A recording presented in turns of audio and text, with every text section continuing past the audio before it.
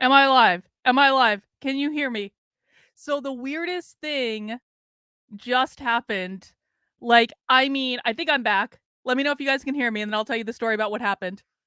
Oh my god. So as soon as I hit go live in StreamYard, there was like a pop from my computer, and all of my screens went black for a second.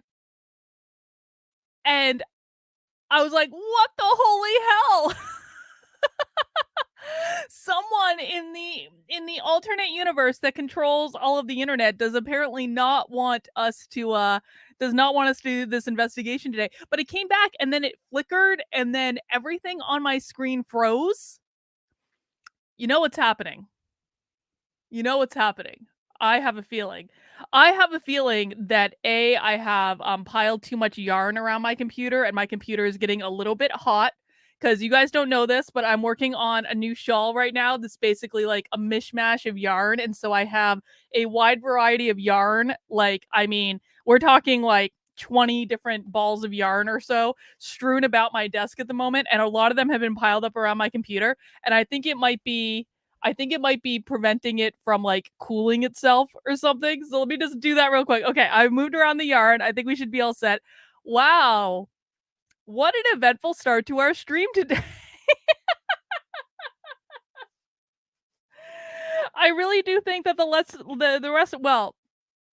rest of the stream is probably going to be less eventful for a variety of reasons, but maybe more eventful for other reasons. So, well, we made it, guys. It's Wednesday. It's hump day. I hope you guys are all doing well. Today, we are going to continue our live investigation of the Chicago Public Schools.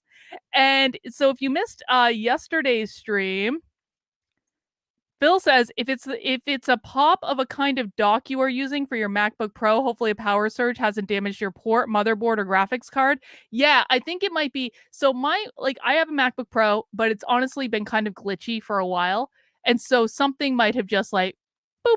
Also, I need to update it. I need to update it badly. I need to restart it. I need to update it. It's one of those things I've been putting it off. Obviously, I can't put it off any longer, but everything does seem to be working fine at the moment. So we're just going to assume that everything is fine. But thank you, Phil. And listen, if I have to get a new computer, it ain't gonna be the end of the world. I'll tell you what. So we're gonna cross that bridge when we come to it. But today, guys, if you missed the stream yesterday, first off, please mount that like button for me if you would be so inclined. If you missed the stream yesterday, we basically started an investigation of the Chicago public schools in which we actually got through a lot. One of the biggest finds we had was we found their equity framework, which is like a 60 some odd page document outlining equity in the Chicago public schools. And one of the things that's really kind of fascinating about this is that they use the Orwell eye in everything, but they're not using the Orwell eye in an unironic way. They're actually using it as like a serious thing. The Orwell eye is all over this document. Look, there it is again. There it is again. And there's a lot of crazy stuff in this document. They're talking about liberation. They're talking about revolution. They're talking about look, Orwell eye again and again. There it is again. So that Orwell eye is all over this document, and it kind of seems a little bit ominous. It's just an equity lens, guys. It's just an equity lens exhibited with an Orwell eye. Now, one of the things that I really liked that we found, and a shout out to Bot, and I know that Bot is not here because she has another appointment, and I know she is missing us at her other appointment because she loves these investigations.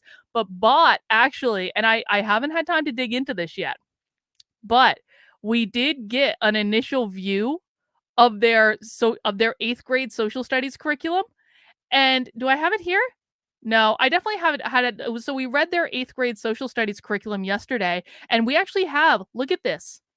Bot found us not just the 8th grade social studies curriculum, but all the grades up through 8th grade and into high school for world and US history. We have all the curriculums. And I'll tell you what, this 8th grade curriculum yesterday, oh my God, was this wacky. This was like half of it was straight activism. They were teaching them about power. They were teaching them about resistance. They were teaching them about revolution. They were having them study progressive activism throughout time and write about how they were good and how they moved the needle. They are straight up teaching these kids activists. And this is all throughout the Chicago Public Schools. And we know this because what we found on the Chicago Public Schools website was essentially them saying that they have spent a lot of money to develop this type of curriculum. Apparently, I don't know what Skyline is, but we probably have to look into that. But you can see it says Chicago Public Schools at the top. So essentially what they've done is they've spent a lot of money integrating to develop and roll out this curriculum in all public schools in Chicago. We actually have a video and we're going to watch that video today. We got a bunch of video we're going to watch today. This is going to be a video day. One of the videos that we're going to watch is about how Chicago has integrated equity into its 9.3 billion with a B, $9.3 billion budget. They're integrating equity into that. So they're doing a lot of equity there. Tim Pool released a video regarding New York City teachers teaching their students to be violent against political opposition. Is that like a Project Veritas thing? It doesn't surprise me. Doesn't surprise me at all. And I'm going to bet that Chicago might be worse. We haven't found it yet. But I'm betting that Chicago's worse. So we're going to see. But good for Tim for releasing that. So guys, today we went through a lot of stuff yesterday. Now today what I want to do is watch some video. And let me just show you, we did find a whole bunch of videos yesterday. Oh, that was a Project Veritas thing. Thanks, Phil. Oh, here is the 8th grade social studies curriculum that we looked through yesterday. So you can see they're not even trying to hide it. Exploring rights, responsibilities in government, that seems fine. Power in the community, that was all about activism. Choosing to participate, that's about activism. Reparations 1, they're teaching them about the glory of reparations. The growth and resistance in the American West, that's about activism. This is all in 8th grade social studies. Power, oppression, and promise in the American economy, that's about activism. The United States at war, contradictions of democracy, that's about activism. Power of the People, a survey of social resistance, agency, and movement. That is a literal entire unit specifically about progressive activism and resistance efforts. It says it in the description. They're not even hiding this stuff, guys. 8th grade social studies in Chicago, all Chicago public schools. So today what we're going to be doing is yesterday we found a whole bunch of videos. A conversation on equity with the Chicago Public Schools. I want to watch that one. A budget focused on equity. That's from the Chicago Public Schools. A moral imperative, educational equity in the Chicago Public Schools. Parents demand safety and equity from the Chicago Public Schools. Chicago Public Schools Curriculum Equity Initiative. Chicago Public Schools says equity, student support at center of $9.3 billion budget. We got some parent stuff on equity. We got a quiet revolution. So what I want to do is I just want to go through some of this video content because they put this all out there. What I've been trying to explain to you guys for like the past, little bit now is that the left is telling us exactly what their plans are. They're telling us what they're doing. They're telling us how they're doing it. They're not hiding any of it. This is not secret. This is not covert. The problem is twofold. Number one, there's too much effing content on the internet. There's too much content. And because there is too much content, when the left releases crazy stuff that tells us exactly how they're taking over institutions, exactly how they're taking over schools, exactly how they are attaining as much power as possible, no one watches it because they're watching other content that they find more entertaining. Now, I can forgive people of that. I understand that. Like, oftentimes when you turn on YouTube, you just want to kick back and watch something funny and have a few laughs and maybe watch a few cringe SJW things. If you're watching leftist content, you're going to watch the most cringiest content to amuse yourself. I totally get it, and I don't judge people for it. But the problem is that the left has taken over every major institution in this country, and I want to reverse engineer what they're doing. So I consider these streams to be kind of like working sessions for me, in that I really think that the only hope that we have of turning back the woke cultural revolution is if we start really understanding what they're doing from their perspective and we start putting strategies in place to stop it. So the number one challenge that we have with stuff like this is just that there's too much content on the internet and people are distracted in life, and when they sit down at the end of the day, they're not crazy like me or some of you where they don't want to sit around and watch woke leftist content forever, and I can forgive them of that, except that this is how we know what they're doing. This is how we know what their next chess move is. The other problem that we run into is even if they're inclined to kind of like understand the woke left, they say, this content is so horrible. It's so boring. I don't want to watch it. I don't know how you sit through it. And listen, I understand that too. I really do. But the fact of the matter is that if you think something is a problem, you take action to solve the problem. And sometimes that action you're going to take is boring.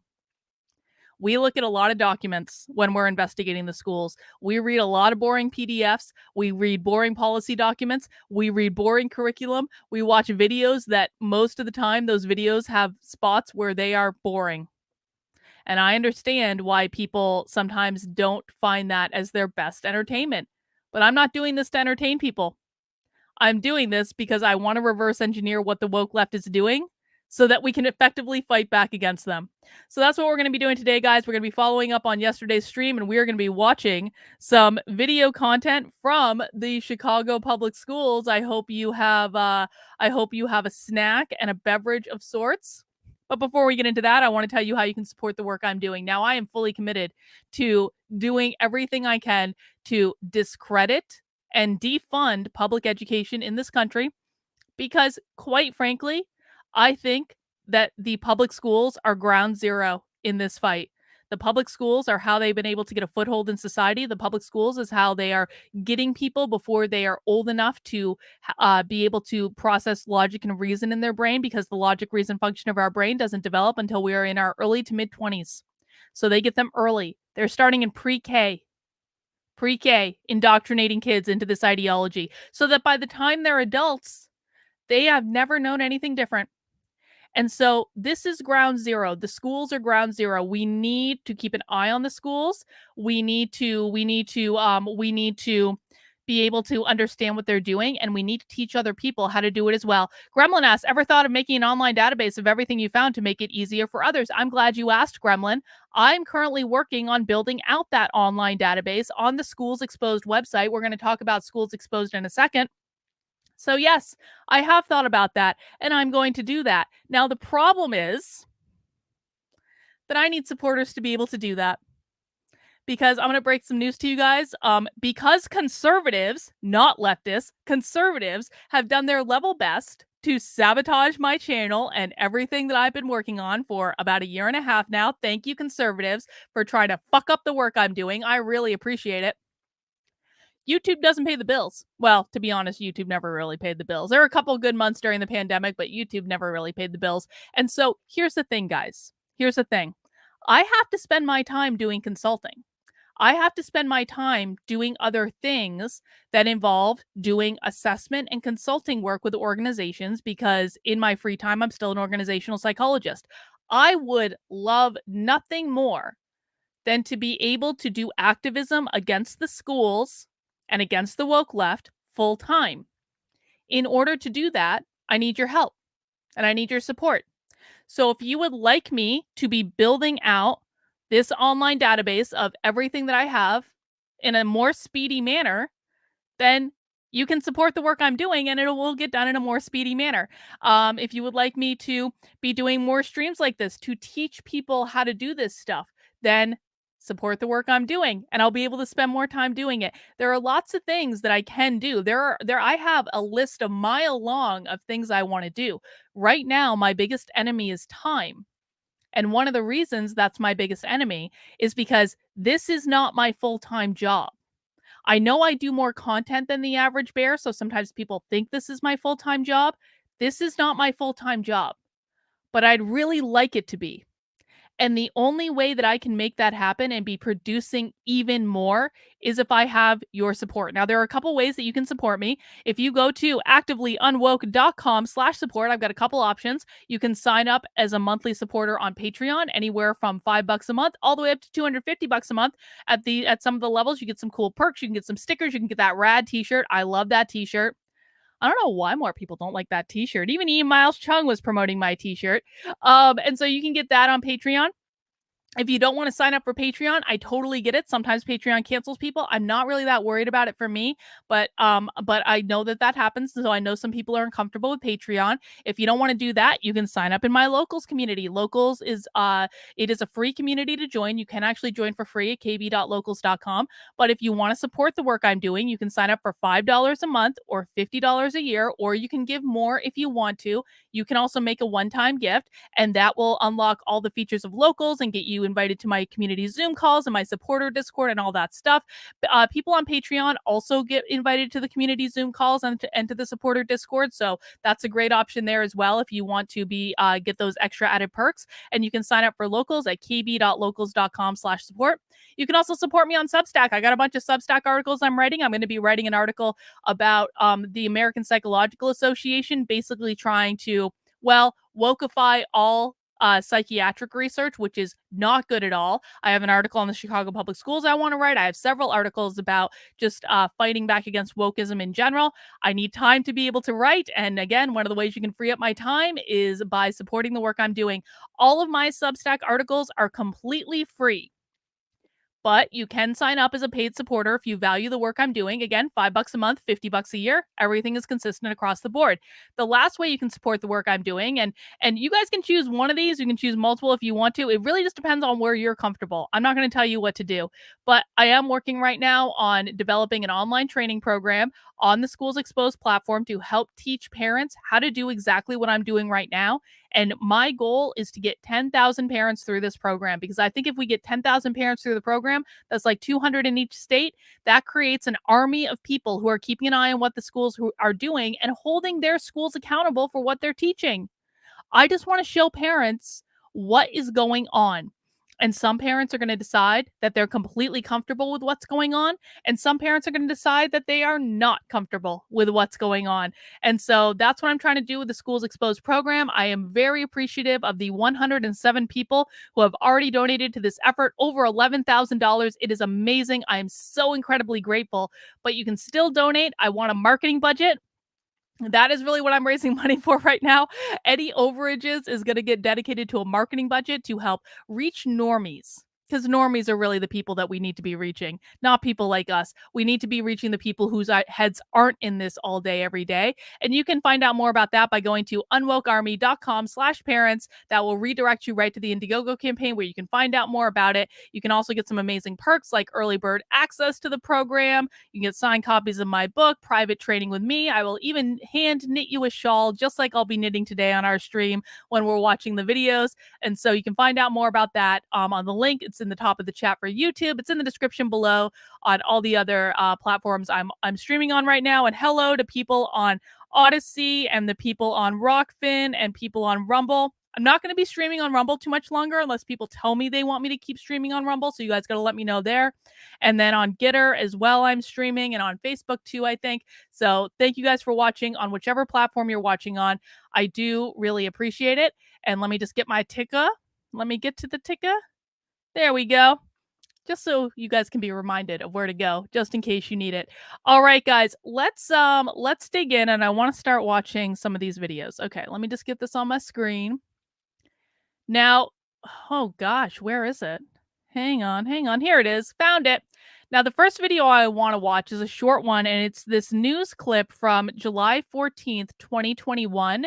And this is talking about how the Chicago Public Schools are integrating equity. Oh, Phil, this is not even a scientific publication censoring their findings. No. What the American Psychological Association is doing is even more nefarious than that. The American Psychological Association is quite literally dictating to researchers how to do research and what they can do research on if they ever want to be published in American Psychological Association or Psychiatric Association publications. So it's not even that they're censoring findings.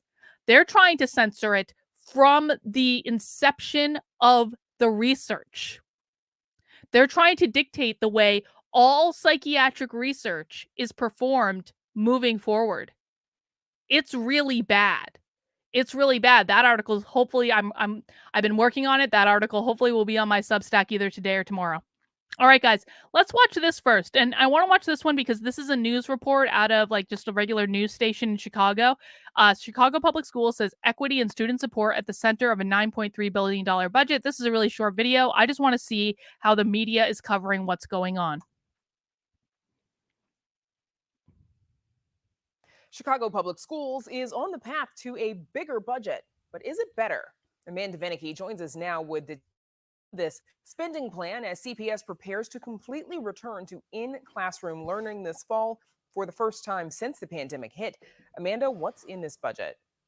Brandis, this is a budget that spends $9.3 billion, and it does come at a time of transition for CPS. There's that return to in-school learning, but also turnover up top. A search is on for a permanent CEO. Meanwhile, it is interim schools chief Jose Torres who's charged with introducing and getting past a budget plan before the next school year. He's only been on the job 8 days. Oh, good. So really new CEO. Resources that will support our students and families as they engage from an unprecedented time and begin the journey toward healing. The plan calls for spending $130 million on school reopening, vaccine efforts, technology, PPE, and re-engagement. Also, $100 million on improving air quality systems. Plus, there's funding to expand early childhood and all-day kindergarten. And will fund such initiatives as a CPS tutor corps, which includes hiring and training 850 literacy and math tutors, behavior and mental health teams in every school, upgraded technology to help staff. Behavior and mental health teams in every school. What do you guys think that means? I know what I think that means. What does it mean that the Chicago Public Schools is putting behavior and mental health teams in every public school?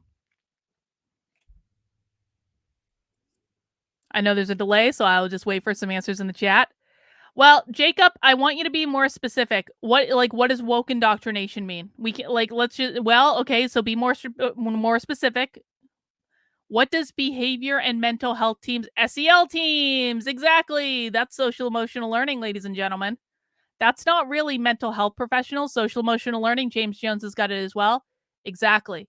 That's not mental health like we might think of it. That's they want to basically they want to basically screw with kids' heads is what it is.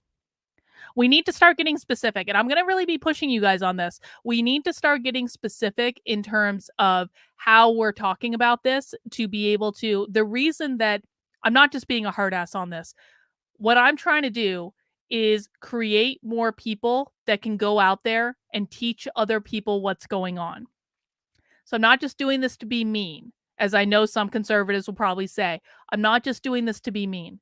I'm giving you quizzes and giving people opportunities to answer things so that we all have the opportunity to learn what's going on. Because really, my secret master plan is I want you guys to be going out and teaching other people about this, whether they're your friends or your family or people in your community, whatever it is, because one of the biggest barriers that we have against winning against basically beating back this woke cultural revolution is that we don't have enough people out there who really understand what's going on, and we need to create more teachers. And when I say teachers, I don't mean teachers in a classroom. I mean teachers like just average people who understand this, who can explain it to other people, because normies don't know this stuff.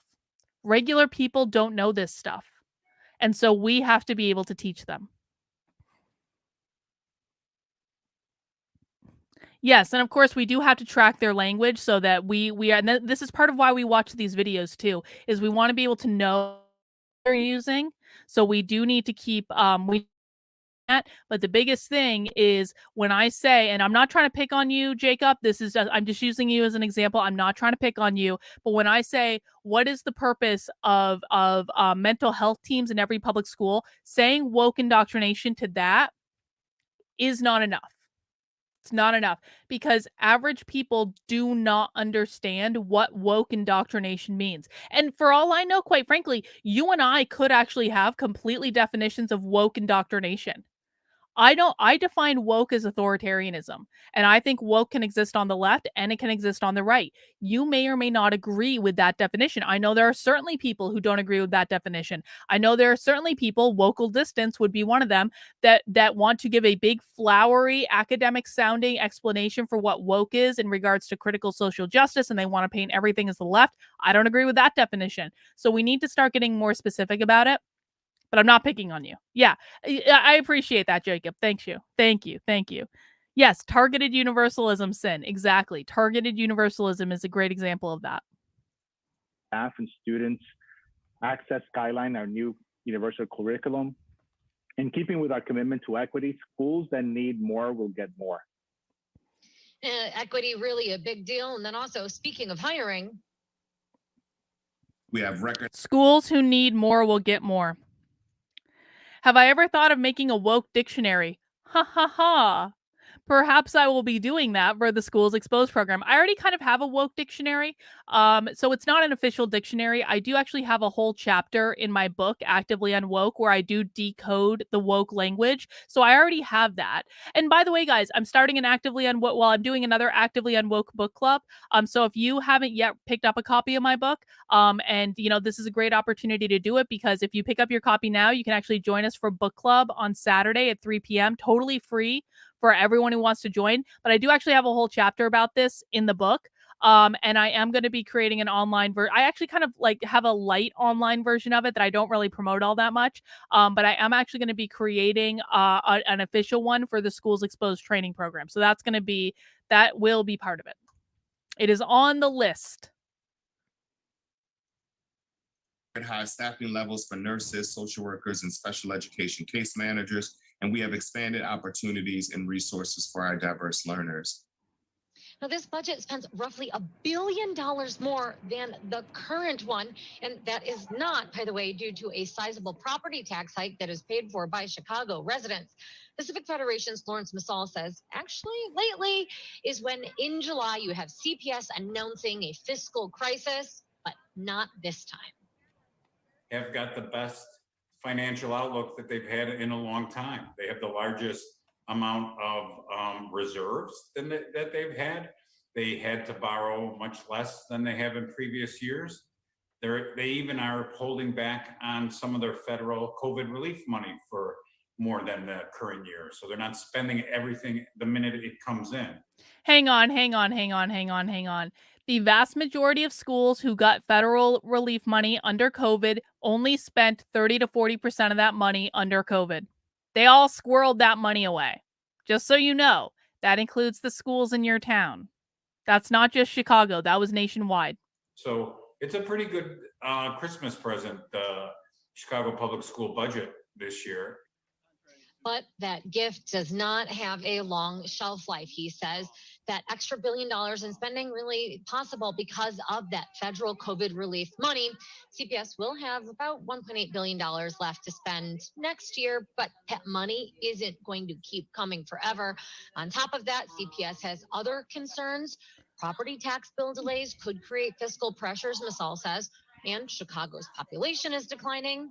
School enrollment is down. Oh, that's a shame. It's not going to be enough to That's a shame. Get them out of the woods long term unless they get some very significant structural relief on the pensions and they address the disparity between a declining student population and a growing administrative cost. I also spoke this afternoon with CTU's Vice President Stacy David. Hang on. If the Chicago public schools have a declining student population and a growing administrative cost, then what do you think they're spending that money on?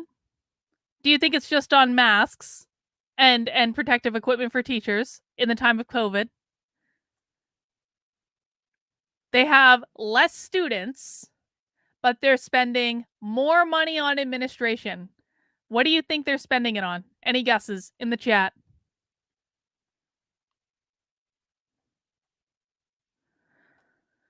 Gremlin says bribes. Nope. I would not have said that as an answer. Nope. Somebody having a slush fund? Maybe it's corruption. It's not getting, that's right, Reagan. It's not getting to the students. Not getting to the students. Higher teacher pay, mass payout for teachers unions? Maybe. Teacher training? Maybe. Alexandra! That's what I would have picked. They're spending it on equity, guys. They're spending it on equity, professionals. That's what they're spending it on. That is where the growth in many of these school districts is coming from. They're building entire equity departments with entire equity teams. The Chicago Public Schools at the district level have an entire effing equity team. Where did that money come from? That's where it's going. Would be my guess. I don't know that for sure, but that's my guess. Gates, whose initial reaction was also twofold. Of course, appreciating this opportunity, as she called it, of an unprecedented amount of money, but that was mixed with caution and a caveat. It comes after what she says is a long period of Chicago disinvesting, not spending enough money on schools. Also, she says all those extra counselors and nurses still may not be enough.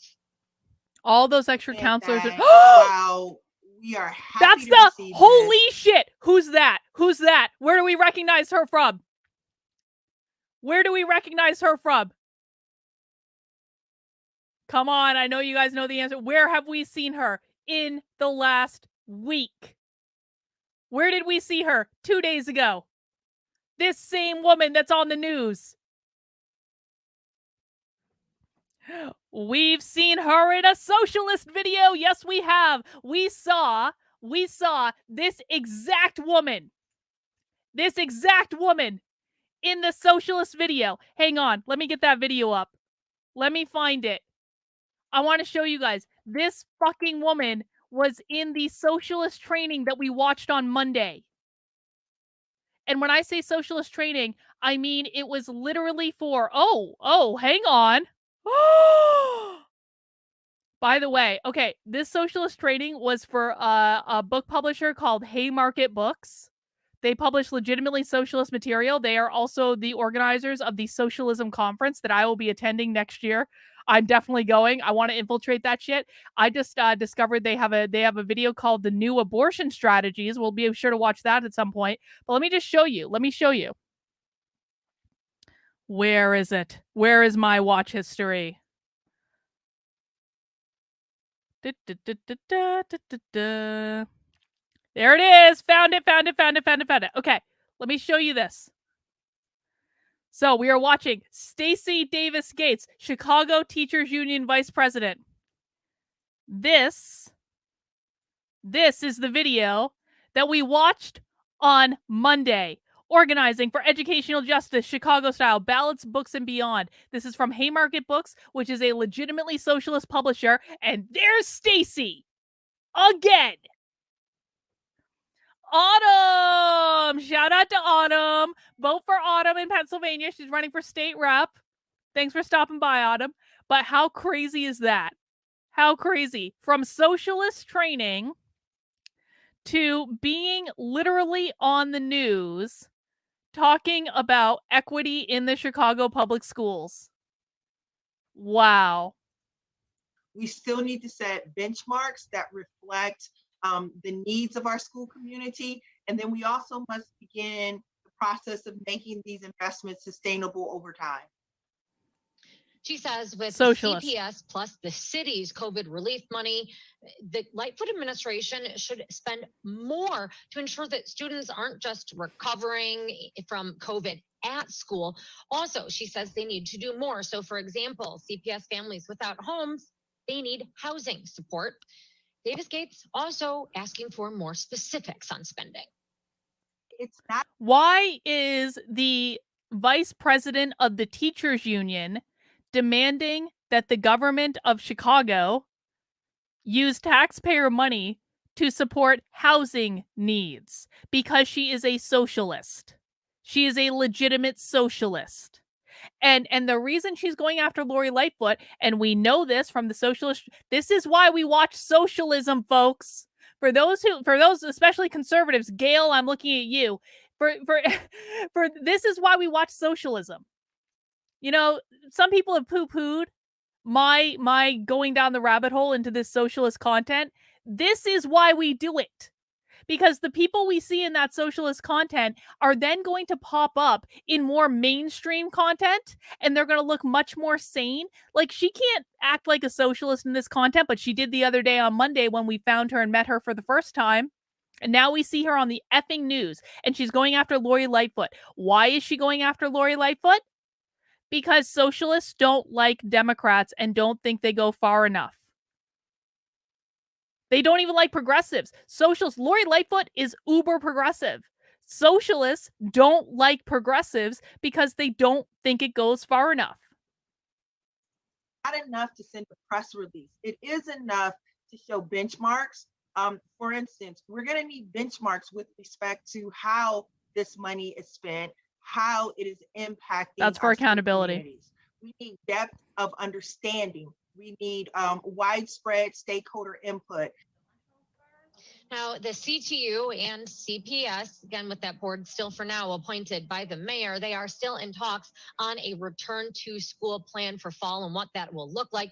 The union proposing a goal of 80% of students eligible to be vaccinated for COVID have received that shot by October.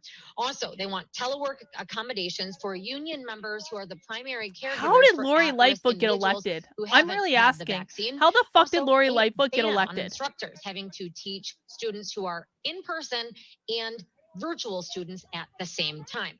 Now, as for the budget, it is just a proposal for now. The board is set to vote on it at its next meeting, the end of this month, July 28th. Brandis, back to you. Amanda, thank you. All right. Well, that was illuminating, wasn't it? Now, the next one I want to go and watch. This is actually where we're going to spend most of our time today. Oh, what the hell is making noise on my computer? Hang on.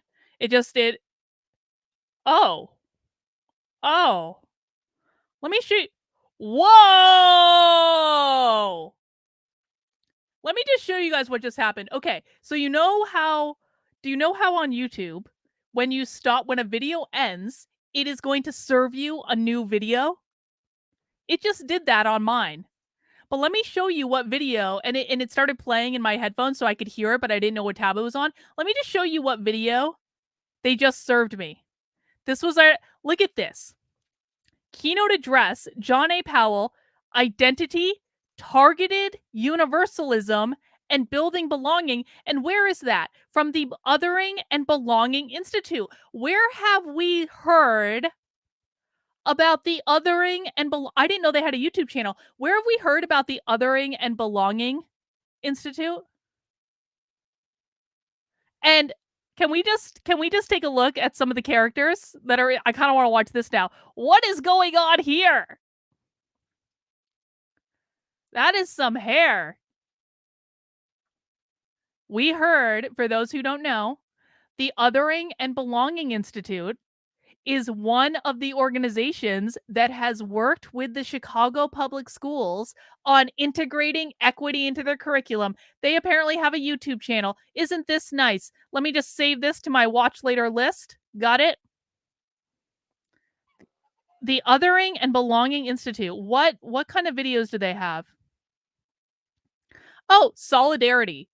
Solidarity and belonging. That definitely doesn't. Wait, what? The Perfect Baby, the dangers of gene editing and assisted reproduction.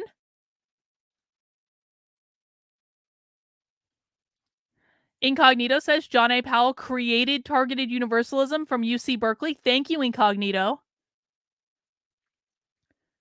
Assisted reproduction? What could that be code for? Assisted reproduction. What have we been watching videos on lately? What did you guys bribe me to buy a book about that I have to suffer through?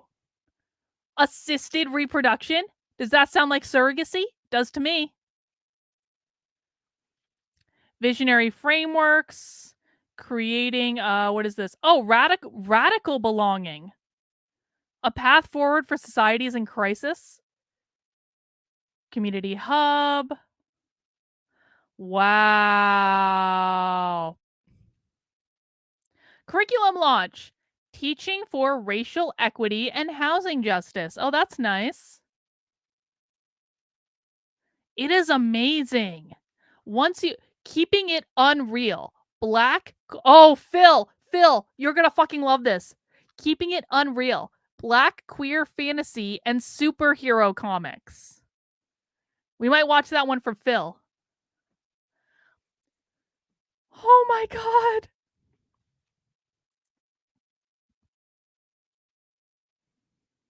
What a nice gift from the universe that they've given us today by just like putting this YouTube. I didn't even know they had a YouTube channel. Wow. Okay. Oh, white space. Black hood. Inside the fight for reproductive justice. Yeah, this definitely doesn't look socialist at all. Beyond solidarity, bridging the... Well, that's actually the roots of structural racism. Oh, good. Privilege revealed. How invisible preference undermines America. Storming the Capitol, Trumpism's last stand. Holy shit. Okay, so for those who haven't been watching my content lately, like I'm absolutely convinced that someday we are going to come across a video in which these people tell us exactly how they fortified the 2020 election, and it's just like going to be an obscure video somewhere like on one of these channels that like maybe a couple hundred people have watched. Like look at this. Look at this. The surveillance state, social safety and building power has 210 views.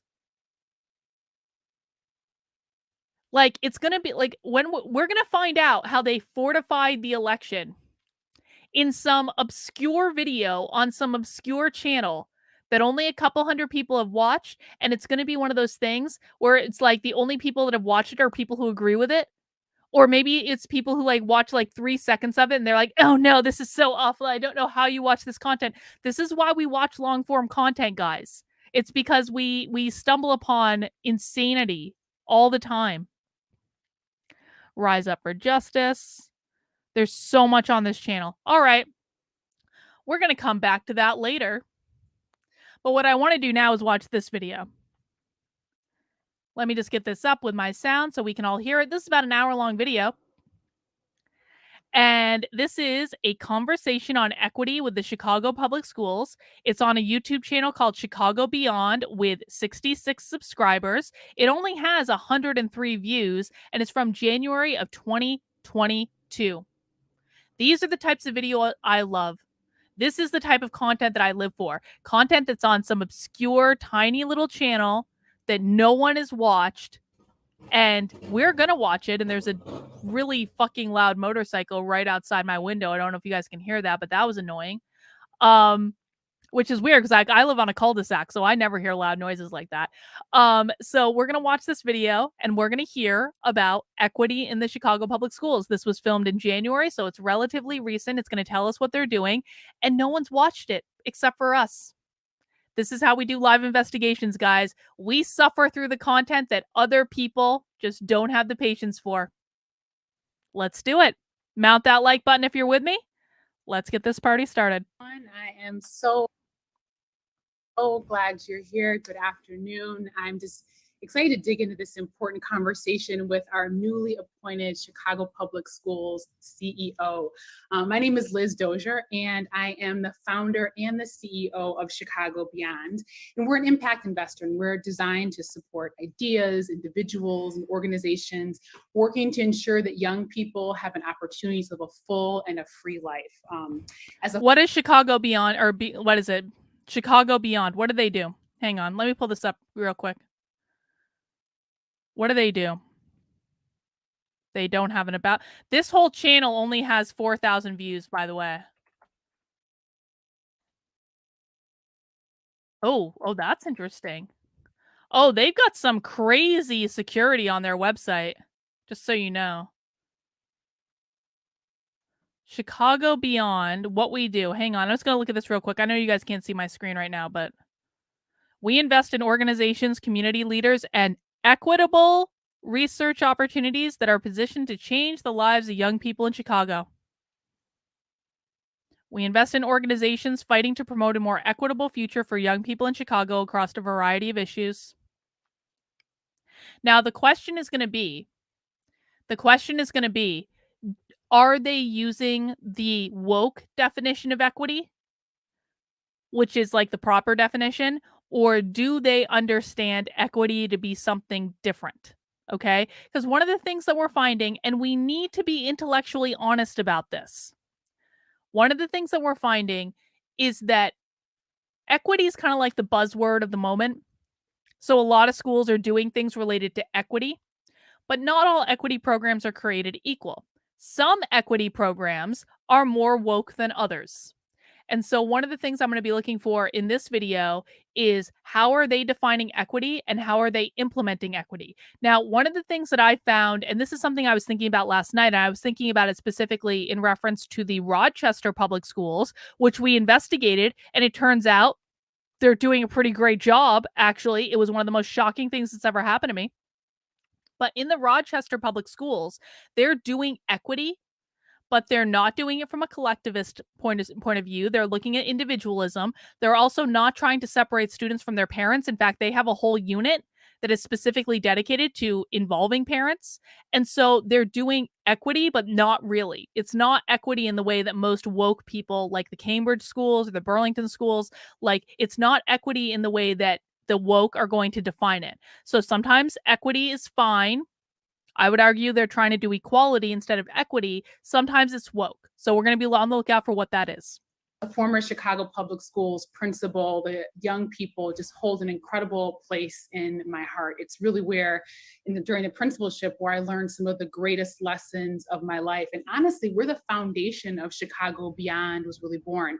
Our values, how we do work, how we show up in the work, and how we show up in community.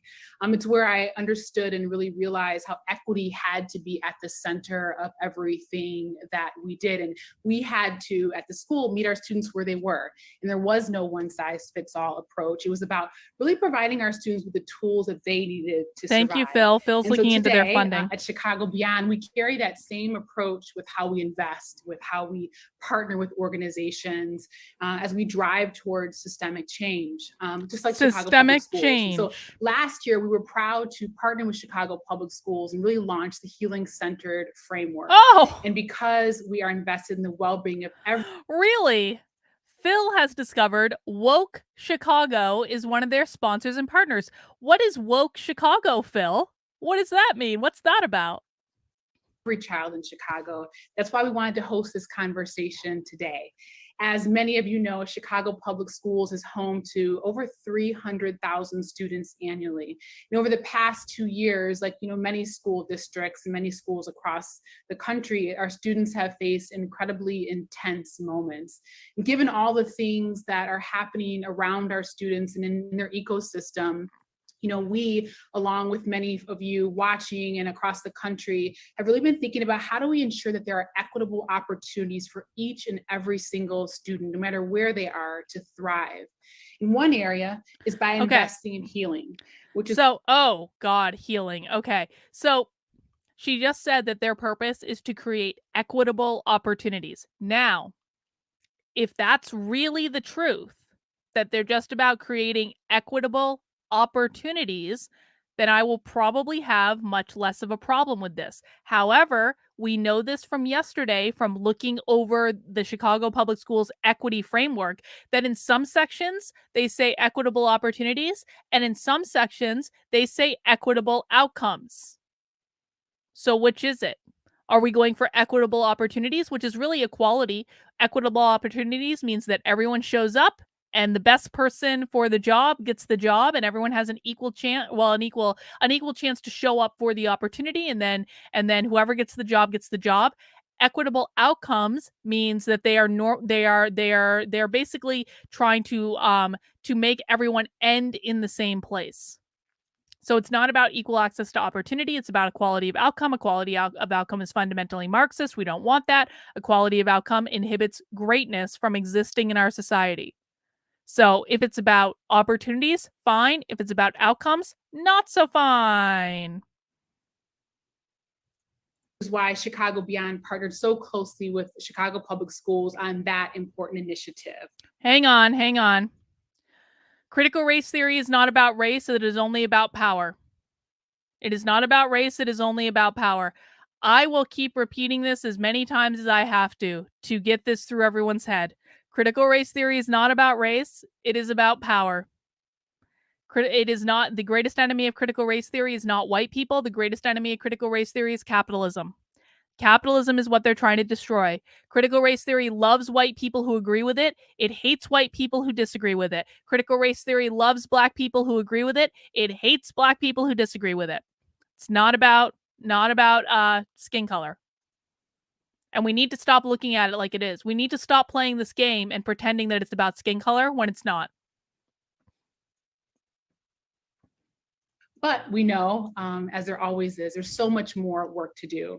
So today I am absolutely honored to welcome Chicago Public CEO Pedro Martinez and the Interim Chief Education Officer, Dr. Maurice Sweeney, who will be in conversation together. Whiteness is not about the color of your skin. Whiteness is about capitalism. Whiteness is about who owns the power structure. So no, whiteness is not about the color of your skin. It is about capitalism. That is why non-white people are considered white under critical race theory. So no, you're not backdooring that shit. Discuss matters of equity for Chicago students. And as many know, it's the first day back in class for Chicago students, which makes this conversation on equity incredibly timely. Yes, but the goal of the woke left is to gain as much power as possible to destabilize the system, to attack capitalism, to usher in a Marxist utopia. Correct, bot. Congratulations on memorizing it. Everyone should memorize this. Everything the woke left does is about gaining as much power as possible to destabilize the system, to attack capitalism, to usher in a Marxist utopia. Everything they do. It is not about skin color. It is not about gender. It is not about sexual orientation. It is not about gender identity. It is not about fairness. It is not about justice. It is not about beating racism. They don't care about beating racism. Racism is literally their god. It's something that they worship. It is about gaining as much power as possible to destabilize the system, to attack capitalism, to usher in their little Marxist utopia. That's it. Well done, bot. Congratulations. And also critical. So this is a point of housekeeping. The two of them will be in conversation, and towards the end of that conversation, I'm going to jump in, and I'm going to jump in with questions that you guys sent in, that you sent in. This is a distraction, and if you keep distracting, you're not welcome here. To also submit you're your trying to questions into the chat. Sorry, I'm not putting up with this bullshit on my channel anymore. We all the time have people come in and try to convince other people and distract other people. No. It's really, and to convince them it's about skin color when it's not. You are wrong. If you're going to keep doing this, I'm going to block you. That's not what we're doing on my channel. We're not playing these games. There are plenty of conservative content creators that you can go and shill this shit and be completely welcome on their channel. They're also lying to their audience, and they don't really understand what they're talking about, but you are welcome to bring that over there. We're not doing that here. We are living in the land of reality in which we watch this content all the time, and we know exactly what their priorities are. So, you can either sit here and learn, as all of us have done, or you can go and sell that bullshit on a much less nuanced channel. They'll welcome you, I promise you. And we're going to try to get to as many of those as possible. So right now, just welcome for Maurice and Pedro. Thanks for being with us. Thank you, Liz. Thank you so much, and to you and to the entire Chicago Beyond family for hosting this event today. All right. And allowing Pedro and I, CEO Martinez, to speak about equity. And also, Liz, special thanks to you for being a Children's First Fund board member here in CPS. We are both grateful to have this partnership with Chicago Beyond, who has been and continues to be fully invested in the success of our young people not only as students, but also as future leaders in our city. And it's also great to have Liz, who was, we first met when she was the principal at Fenger High School and I was at Tilden, and has been, there's so many wonderful stories that we can tell at some point that I think are worth hearing about. Like, how do we ensure that those who are farthest from opportunity get what they need? For those who don't know me, I'm Dr. Marie Sweeney, Chief Equity Officer / Interim Chief Education Officer here in CPS. And I've been in Chicago Public Schools for about... He is both the Chief Equity Officer and the Chief Education Officer. What does that tell us? This guy holds both of those positions. At least when this was filmed, he held both those positions. What does it tell us that he is both the Chief Equity Officer and the Chief Education Officer? Jim, I appreciate this. I'm an old fart and still learning stuff here. I'm trying, Jim. I appreciate it. This is a channel for people who actually want to understand this stuff at a much more nuanced level. I'm not playing these games that other the conservative content creators play. I'm just not doing it. What does it mean that he is both the Chief Equity Officer and the Chief Education Officer? Does anyone have any guesses? Bot, you're going to survive. We'll see you later. Okay, what I think it means is that equity is fully integrated into the curriculum in Chicago. Because why would you have a person that holds the position of Chief Equity Officer and Chief Education Officer if you weren't fully integrating equity into your curriculum? That's one of the things that we're looking for. How engrossed is this content in the curriculum? Because if it's engrossed in the curriculum, that means they're teaching it in math, they're teaching it in English, they're teaching it in history, they're teaching it in science, they're teaching it in art class, they're teaching it in drama. Exactly. Chicago is in it deep AF. Exactly, Alexandra. I couldn't have phrased it any better myself. 10 years. And what you'll learn more about Pedro, he was also here right before I got here. So you'll learn more about our CEO and the things that he's bringing to the table. We created the CPS equity framework to really give some guidance and structure and support around, like, how do you advance equity within the school system? And that framework, when it was launched in November 2019 as a draft, we were in the middle of a lot happening within the system. And then right behind that, here came the COVID-19 pandemic. And so this crisis around equity, around advancing equity, is sort of one we have to really, really be more critical about. And making sure that we do the right accelerated things to ensure that those young people across the city are getting what they need. And I'm very excited to welcome our CEO. So before he introduces himself, what's interesting is he has returned to Chicago. And he has a lot of Chicago roots as a graduate of Juarez High School, where many of you, if you've seen the announcement, where he was named CEO. So it's a very exciting time for us. But I want to start with just saying, Pedro, I think I was trying to count the number of days, and I think it's now been 105 days. You just met your 100-day mark, and there's been a lot going on.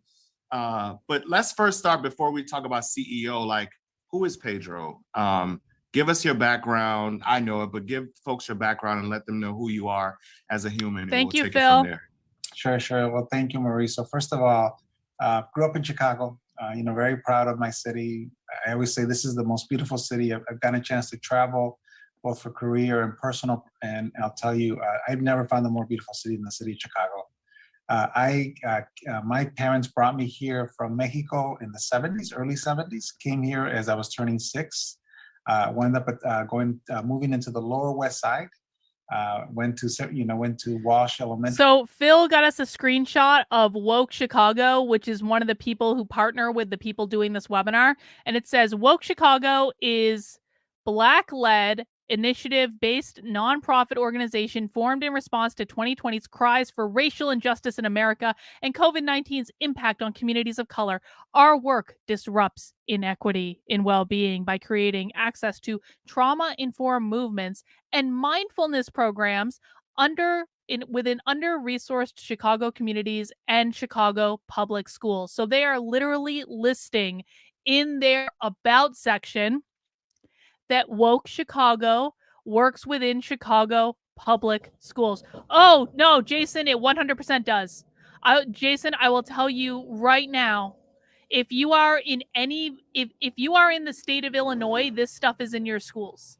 And I know that because of the teacher licensure standards for the state of Illinois. So all public schools in Illinois are going to have at least some of this. The Chicago public schools are who we're looking at right now, but don't think for one red second that your schools don't have it, because I guarantee would bet all the money in my bank account that they do, and that is purely because of the teacher licensure standards.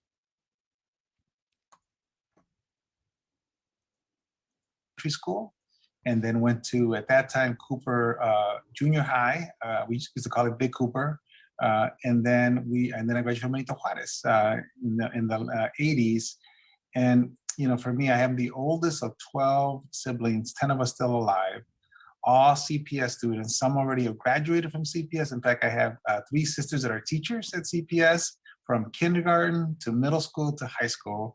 But all my siblings, actually, all of my siblings have either finished or are finishing college, all CPS graduates. And then I have 30 between counting my children and all of my nephews and nieces, 30 nephews and nieces, and my 2 children that are either have gone through CPS or are going through CPS or will go to CPS, because there's a couple still babies in the family. And for me, I grew up in poverty. I grew up in a time when there was a lot of violence in the Lower West Side, a lot of gang activity, and my father worked 2 jobs, never made more than $7 an hour. I used to do his income taxes, and I still think about this. He never made more than $13,000 a year. And I remember that we would wait for the earned income credit, when that first got introduced. And that was when we would get close. We would, right around, so that's why I would fill out his taxes. My father would wait for that. My mom would put clothes on layaway, and then that's how we'd get our clothing every year. And it was a struggle. It was just a struggle. 2-bedroom apartment. I think about our families now, especially when districts across the country were remote. And I just imagine myself being in a 2-bedroom apartment with so many siblings, so many, just a lot of noise. Well, maybe your teachers union shouldn't have gone on vacation in Puerto Rico then. Didn't have a device. And so I grew up that way, and that has really humbled me. Went to U of I Champaign-Urbana, graduated with a business degree, never thought I would end up in education, and wound up, working for PricewaterhouseCoopers and Deloitte & Touche, and then eventually went to the Archdiocese of Chicago, where I was there for almost 8 years. And then Arnie Duncan had just become the CEO of Chicago and was recruiting a turnaround team, and we met. I joined CPS. I was the budget director, chief financial officer. And then during that time, mentors like Dr. Barbara Easton Watkins mentored me and said, Pedro, you really need to be a superintendent. And so I transitioned over to education. In fact, I got my certification as a superintendent, and then actually ended, before I left Chicago, I was managing a group of schools on the West Side. And it was exciting because I was supervising principals. And then I got a chance to go to Nevada, including Clark County, which is the next largest district after us, actually the 5th largest district in the country, with over 300,000 students. And I was the number 2 person. I was the deputy superintendent, similar to the CETO role here. And there I got a chance to just go deep into curriculum, into instruction, supervising principals. And then really for the last 10 years, I've been a superintendent in Northern Nevada, and then most recently in San Antonio, where I was there superintendent for more than almost 7 years. Everyone in those areas should be looking into what's going on in their schools. And then got a chance to come back to Chicago. And for me, Nevada, it is just exciting because not only am I back home, San Antonio, but being here the first time, I got a chance to see what the district was like then. And of course, I went through it as a student. And then to come back now, like I said, it just couldn't be more exciting for me. Nice. And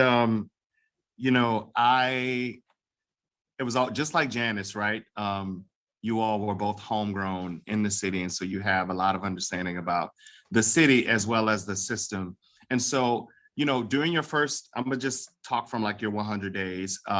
We visit a lot of schools together. You visit a lot of schools with a lot of people. You've sat with He said Clark County, that's where CGU, voting you've sat issues with happened. I'm faith-based sure that's just a organizations, coincidence, the Phil. CAC members. I mean, there was a lot of like speaking and listening and Good note. talking and really understanding what people are asking for within the school system. And so I know parts of what you are building out as a part of advancing the vision here, but maybe give us or give those folks who are listening a little bit of insight on, you know, what is your future vision for the district and the impact that it can have on the city of Chicago? Well, and I think first of all, you know, and Maurice, you know, you've been part of it, right? I mean, let's give credit to the team here in CPS. I mean, when I left the Chicago Public Schools back in 2009, our graduation rate was just about 50%. You know, it was just getting there, and we had improved it. By the way, we had improved it, but significant challenges still academically. There was systems that were put in place at that time. And one of the great things I was able to do in my first, the first 3 months was announcing our graduation rates for last year. And even during the pandemic, we had a record graduation rate for a 5-year rate, and even our 4-year rate was over 80%. And that's a big deal because not a lot of districts our size have those kind of graduation rates. And then of course we have one of the highest college going rates in the country at scale. And I always say this, what I love is that it's our neighborhood high schools that are driving many of those gains. Our selective enrollment schools, they're always wonderful, right? Whitney Young was always around, when I was, Lane Tech, they've always been around since I was a kid. And of course, I was here when we... Do you know why I know the name of the school Whitney Young? There was a movie that came out in the 90s. Oh, what was the name of this movie? I think it was called Cheaters. Hang on. Cheaters. Whitney Young. I think it was called Cheaters.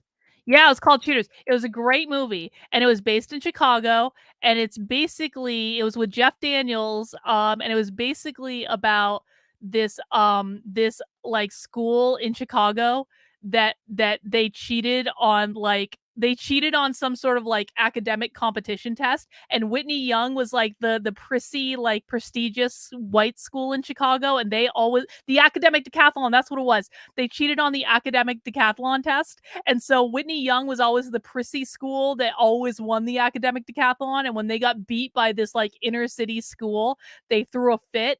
And they did find out that they cheated, but like, let's be honest, they probably learned more by cheating than anything else, given the way our system works. Anyway, Cheaters, I highly recommend it. Good movie. Opened up, Walter Payton and Northside Prep and all the other, and Limblum and all the other selective enrollment schools. But the neighborhood schools are the ones that have gotten so much stronger. So our vision right now is, first of all, we know how to do great programming. Let's make that really clear. We know what good programming looks like. What I've seen though is that it's not consistent across all the neighborhoods.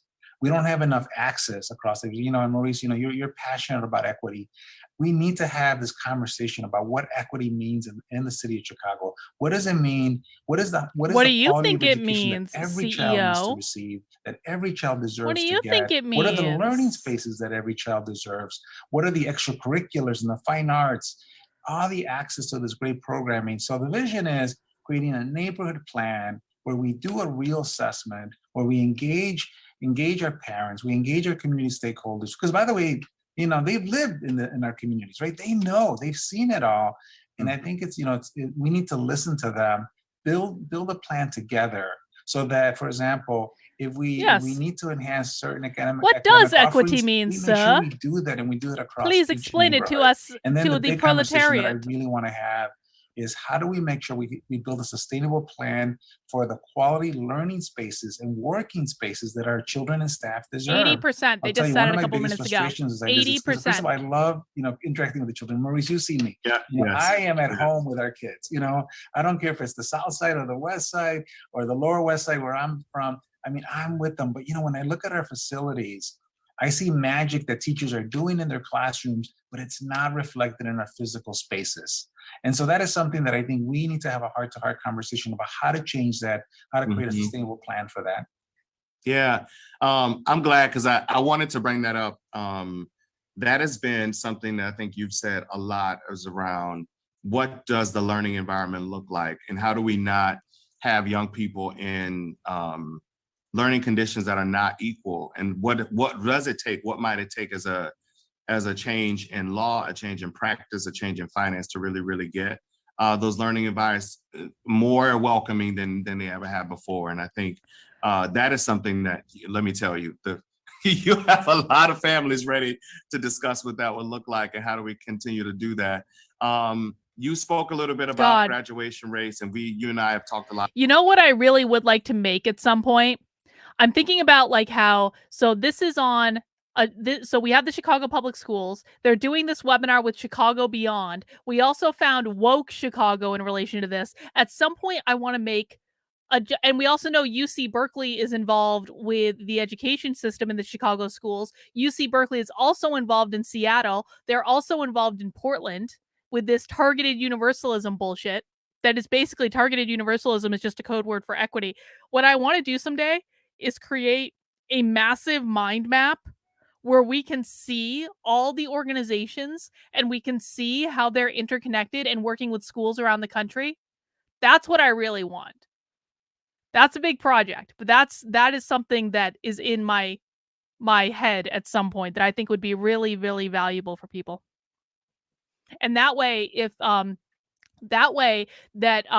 parents are going to be if we can make some sort of mind map or like visual representation of all these different organizations that are working with all these schools paid with taxpayer money, of course, and show people who these organizations are and how they're funded and what they're doing, that way parents are going to be armed with information to be able to know, okay, if the Othering and Belonging Institute is in your school, you need to pay attention to this because here's what they did in Chicago, here's what they did in Portland, Oregon, here's what they did in Seattle. That's kind of like, oh God, I'd love to be able to do that. Guys, please support my work so I can spend time doing this stuff, honestly. I have so many plans. I need more hours. I need more time. The biggest barrier to me being able to do the things I want to do is effing time. I hate time. I hate it. A lot about opportunity gaps for students of color, and we do see them decreasing year after year. But we do know for Black and Latinx males, we still have the lowest graduation rates. And so, we've been exploring that together, and just talk a little bit about like, how can we continue to reduce that gap, not from a deficit mindset, but like, how do we really do the right things to accelerate those opportunities for Black and brown males? Marisa, you hit it, first of all, a really important point. How do we approach this work looking at what all the gifts that our children bring to the table? In my former district in San Antonio, 97% of our children were children of color, 90% of poverty. In my last 3 years there before COVID, we had the largest achievement gains of any district in the state of Texas. We closed the gaps in college going rates. We closed the gap in college readiness across, and frankly, what it really was really doing that, taking a look at, changing really the conversation about the gifts that our children are bringing. And so one of the things we really have to look at is, first of all, is access. Do we have access to the high quality programming across every one of our neighborhoods, especially in our neighborhoods where we have the highest poverty rates, which tend to be also our neighborhoods where our children of color are? And how do we make sure that access exists so that they don't have to leave their neighborhood? They don't have to, be trying to get into one of our selective enrollment schools to get access to that programming, including, by the way, extracurriculars. One of the things that I did in my former district, we invested heavily in the fine arts. We invested heavily in ROTC and athletic programs. And I'll tell you, I think that's good. To bring the pride of our children, because I think that stuff is good. Poverty, I have no issue with that. You always start behind academically. Why? Because, for example, my parents had a second grade education. They didn't know what they didn't know.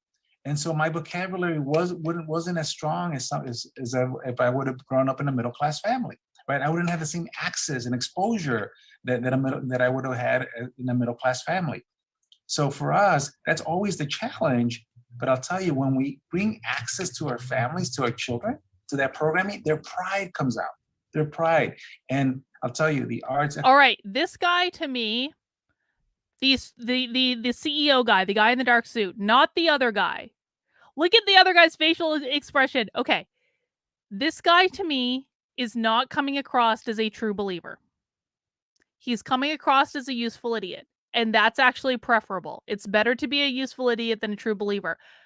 I believe that he's coming across as someone who I don't think this guy understands what's going on. Is what I'm trying to say. I don't think he is really bought into fully this ideology. He probably like agrees with some of it just because he thinks it's what he needs to do to be a good person. But the reason I say that is that he's focusing on he doesn't mind the family. He's thinking about it from his perspective of growing up in an impoverished household that lived in a 2-bedroom apartment with like a lot of kids, and he's thinking like, how do I help these families? How do I help the families? Anytime you hear people, and this is I need to pay attention to see if this proves out to be true, but I think it's true so far. In any of these presentations that we watch, when they talk about the family and having the family be involved and getting the family to be parts of kids' lives and thinking about the family, they're usually not true believers because the true believers want to separate the children from the family. Okay? Exactly, Gremlin. Basically, he's been lied to.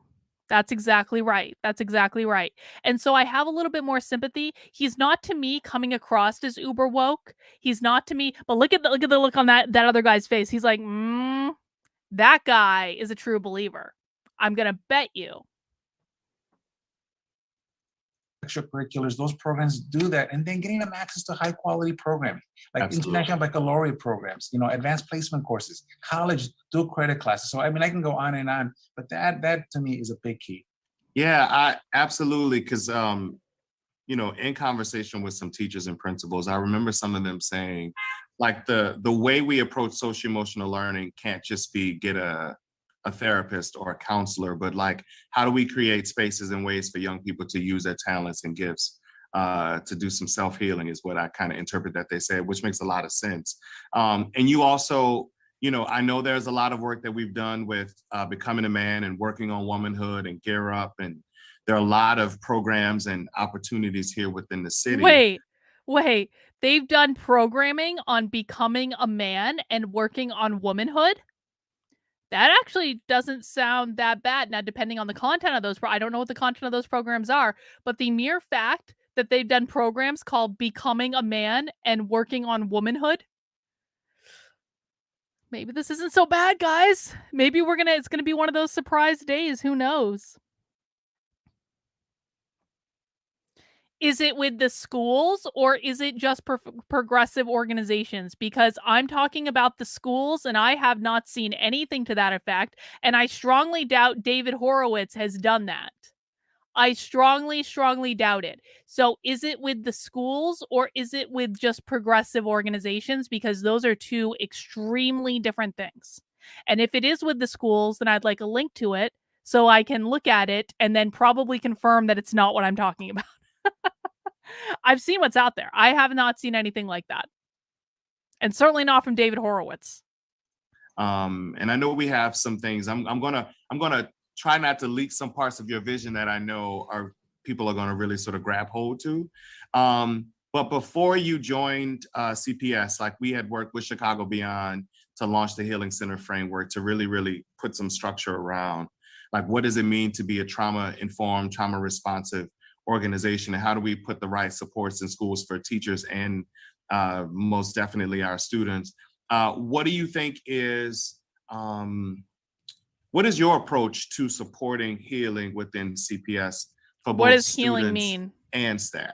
Why does staff need the school? It's a great question, Maurice, especially during this time, right? As well. Why does staff need healing within the public schools? Why does anyone need the public schools should not be a place to do psychological like counseling. I'm sorry. That is not cool.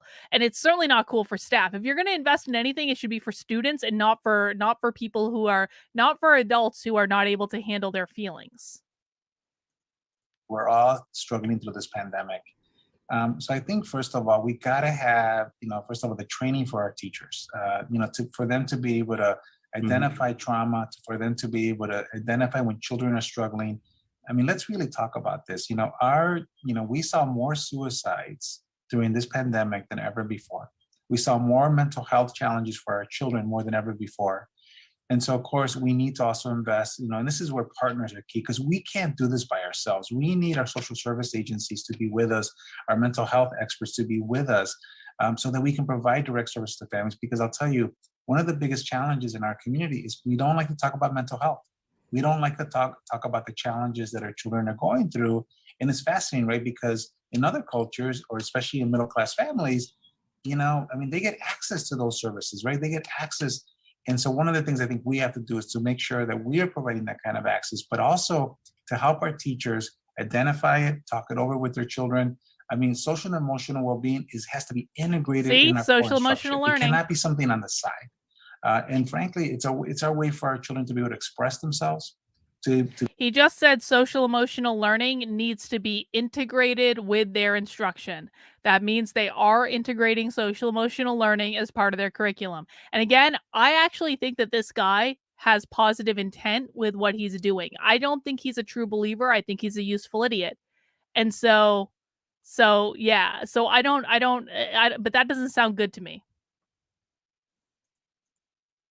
To be able to feel that they can. Exactly. So I'm from the really government and I'm just here to feel help. comfortable. Exactly. I remember going to one of our high schools, and I'll never forget this. Our high school students said, we have a mental health clinic here in our high school. And yeah, I still have a hard time, especially with my friends talking about mental health, but knowing that service exists just makes me feel better. Knowing that I have a teacher, and I asked this to the students, all of them could identify at least one adult in the building that they could go talk to, about, how they were feeling, about challenges they were having, maybe trauma that they had been exposed to during, when we were remote. And so I think all those elements are necessary. But again, the biggest thing I would love our community to hear, one, we need more help. We cannot do this by ourselves. We need social service agencies and mental health experts to join us. And then we had to figure out how to help our community be able to be more comfortable with these issues. Yeah, I think I appreciate that. And I know, you're helping us to streamline processes to make it easier for community-based organizations to access the district and be a part of that work, which I think is very, very helpful. And at the same time, you've been, you said something on a call with a group of leaders just the other day where you said, and we still can't lose sight of academic progress or learning. And a part of that was like, we need to make sure that when young people, we're responsible for educating them. I know there's a lot of talk about, accelerated learning, unfinished learning, learning loss. And, I don't want to get into the semantics around the term, but what do you think as a district, what are some of our next steps in terms of how do we accelerate learning for young people within our schools so that we can keep up with the graduation rate that you mentioned where we're over 80% and beyond?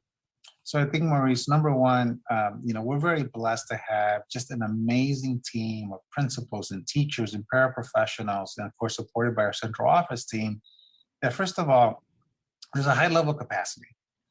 There's a lot of stress right now. And so we need to acknowledge that stress, and we need to, and continue to work to figure out how do we get through this pandemic? How do we learn to live with it, frankly, because it's going to be with us for a while. And then really starting to look at, again, what are the big gaps that we're seeing? So for example, we know from data that we saw some drops in proficiency rates across our achievement scores. We also know that math and science nationwide really took a step back while children. I like that he's focusing on proficiency. I like that. Sadly, the public schools are grossly inadequate at graduating people at proficient levels for pretty much all subject areas, but I like that he's talking about proficiency. I do. More remote. And so how do we provide those supports for children where we customize them, a personalized plan? How do we create a personalized plan for every student so that we know some students, and by the way, we've heard this from our teachers, some students, as soon as they came back from remote, it was like a trampoline. You saw amazing academic gains that were very quickly, right? Because the children had not done well in remote. We have other students where the gaps were already wide before the pandemic, and we got to continue to add additional supports. And I'll tell you, there's no shortcuts. It is high quality programming. It is making sure we support our teachers with core instruction, and then additional time, right? How do we make sure, and how do we leverage those three things, so that again we create a personal plan for each child. And of course, what I love is that when you look at our schools, I can show you evidence of high quality programming across our district. So it's really, how do we learn even from ourselves, right? Take some of those best practices and make sure that we make them systemic across the district. And then I know, Maurice, you would always say this, right? Always with an eye of equity, always with an eye to make sure that our children who are Look, he struggling the smiled. most There's a glimmer have in the his most eye. access. Yes. And let me say that the part about us learning from each other is one of the critical pieces. And I won't highlight the schools that I hear you highlight often, that I think are across anywhere from neighborhood to selective enrollment, where we've seen great things in classrooms. And I'm excited about what we are sort of teasing out right now behind the scenes about how do we learn from each other to continue that learning culture within the district. So let me ask one final question, because I think we're coming up on time, and Liz is really good about time in terms of asking some other questions. But Is there a part 2 or something? Oh, there are a lot of people who want to participate in supporting the district, and I know we have our Children's First Fund, and we, which is more accessible probably to philanthropic partners. And I know Executive Director Sadie Jefferson is working on some things. But like, what would you say to the average person or the family member who is passionate about public education? Like, what are some things that other folks can do that may not be dependent on the system or may be dependent on the system? Yeah, I would say, Maurice, first of all, number one, we have amazing schools across our entire city. Get involved with your school, partner with the school, whether, and especially as we manage through this pandemic, right? Whether it's volunteer services, whether if you have a small business. I mean, our schools are amazing. I'll tell you, and I always say this to our community, you will fall in love with our children. You will fall in love with them, because these are children that, again, they have a great work ethic. They just want opportunity. And so number one, get involved with our schools. As you said, Maurice, we have an amazing foundation that has set up programs to help our families, especially as they're struggling. For example, our Compassion Fund. We have a lot of families. This pandemic has been so uneven. And so please, if you have the means, please support our foundation so that those resources go directly to our families.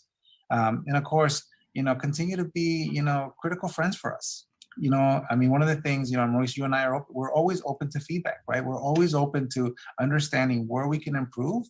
And our commitment is that we'll listen and we will continue to work on challenges. We're a large district.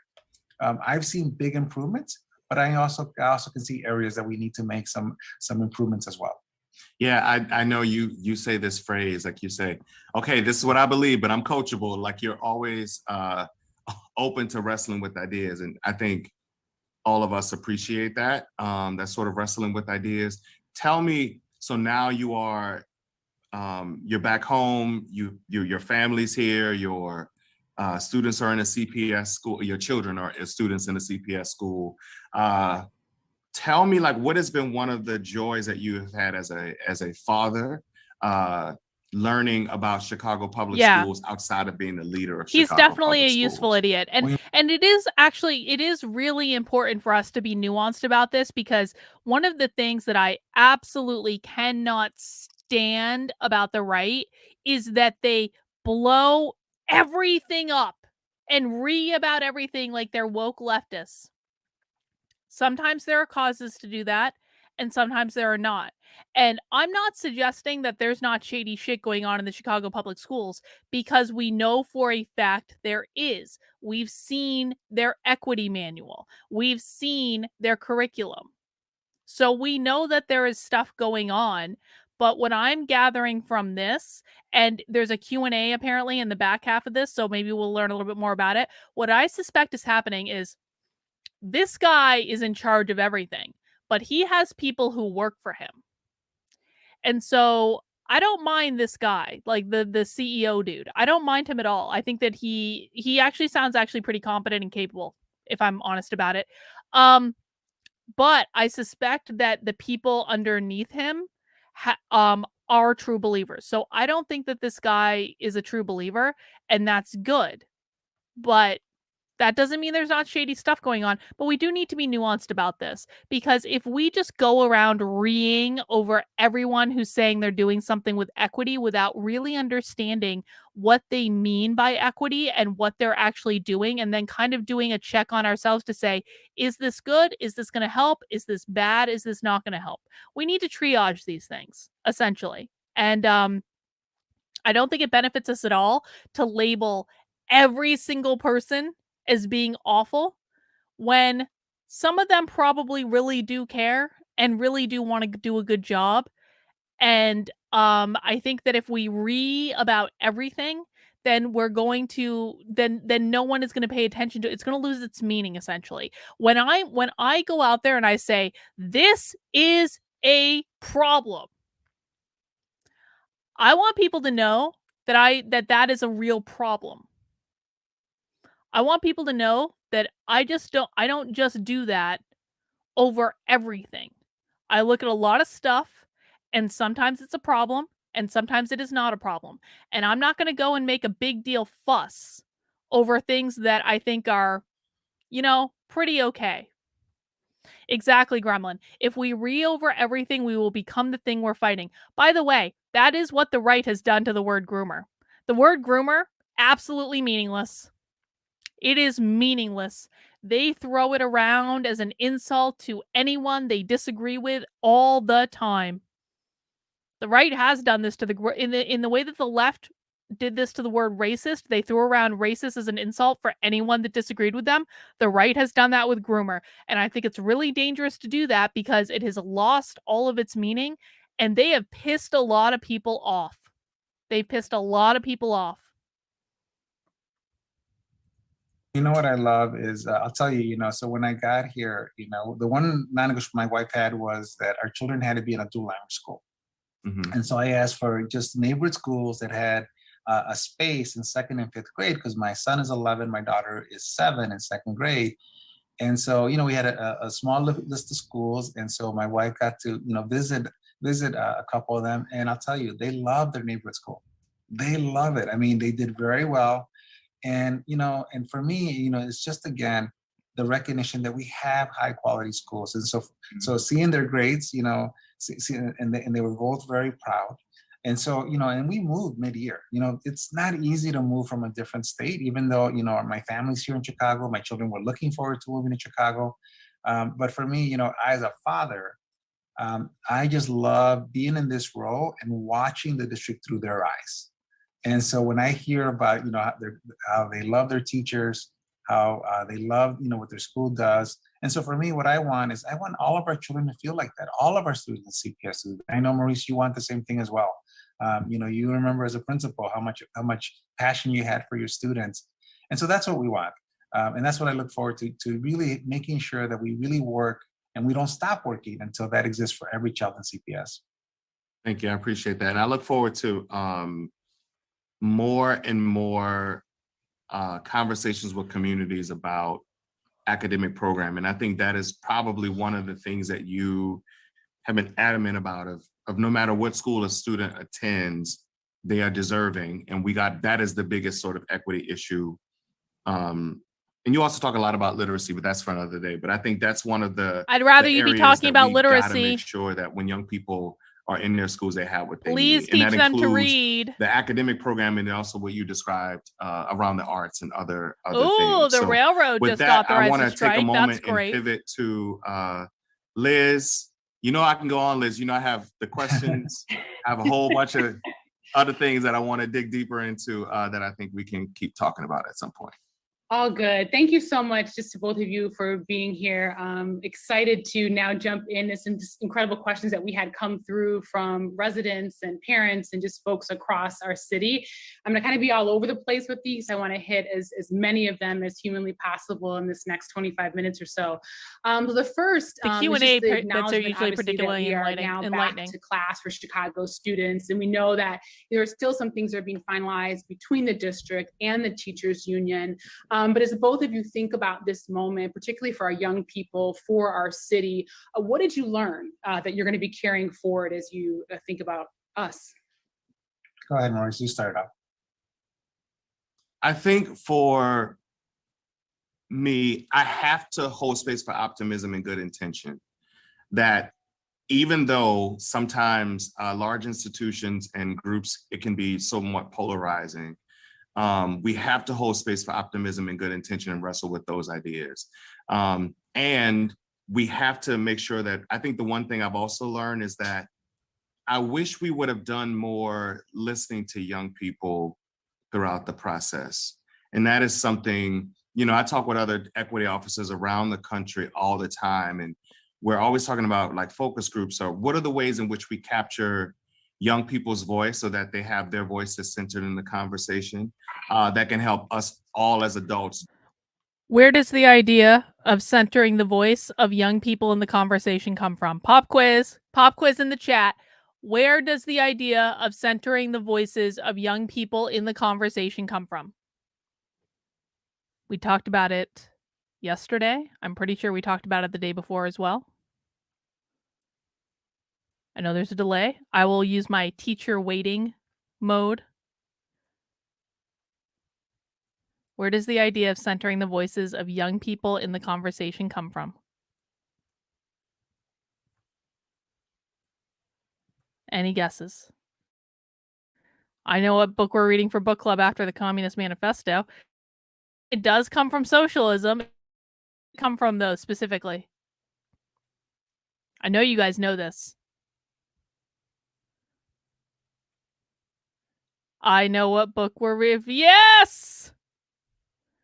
Paulo Freire, Pedagogy of the Oppressed. And we do know that Pedagogy of the Oppressed is fully integrated into the Chicago public schools. How do we know that? Because they told us that in the socialism presentation on Monday. Pedagogy of the Oppressed. That's socialism. See, doesn't it sound so innocent? And this is why we really need to teach people. This is why we need to teach people where what these when he says we need to center the voices of young people in the conversation, that sounds innocent, and that sounds like something that might not be like the worst idea in the world that's ever been done. But when we think about where it comes from, which again, this was said 2 days ago in that socialism presentation that we watched, where they literally named Pedagogy of the Oppressed. That's where the idea comes from. And we know they're integrating Pedagogy of the Oppressed into their curriculum. Well done, guys. Do better at figuring out how do we do this in their best interest. I think I'm holding that sort of optimism around elevating the voice of young people. Yeah, and for me to build on that, you know, it really is, how do we get more parents to the table? Oh! You know, I think for me was, you know, we could have our differences with our different stakeholders, and that's okay. This is the very definition of true believers. This guy and this woman are true believers versus the useful idiot. And again, I don't say that as an insult. I think it's preferable to be a useful idiot, because he was like, how do we center the voice of young people in the conversation? And then this guy came back with, how do we get parents involved? It's kind of like a little bicker that they're having right in front of us, but they're doing it in a really nice way. They don't agree on this, but they're disagreeing very politely, and they're pretending that they agree. They don't agree. They might not even know that they don't agree with each other.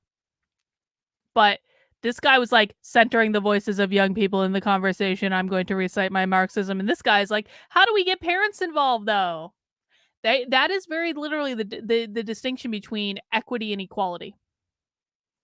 Okay, you know, so we welcome, you know, constructive criticism. We always have, you know, places to improve on. But I think what really hurt me the most was just the fact that, you know, parents were held hostage in the middle and never felt like they really had a voice. And so that's something that I'm really taking to heart.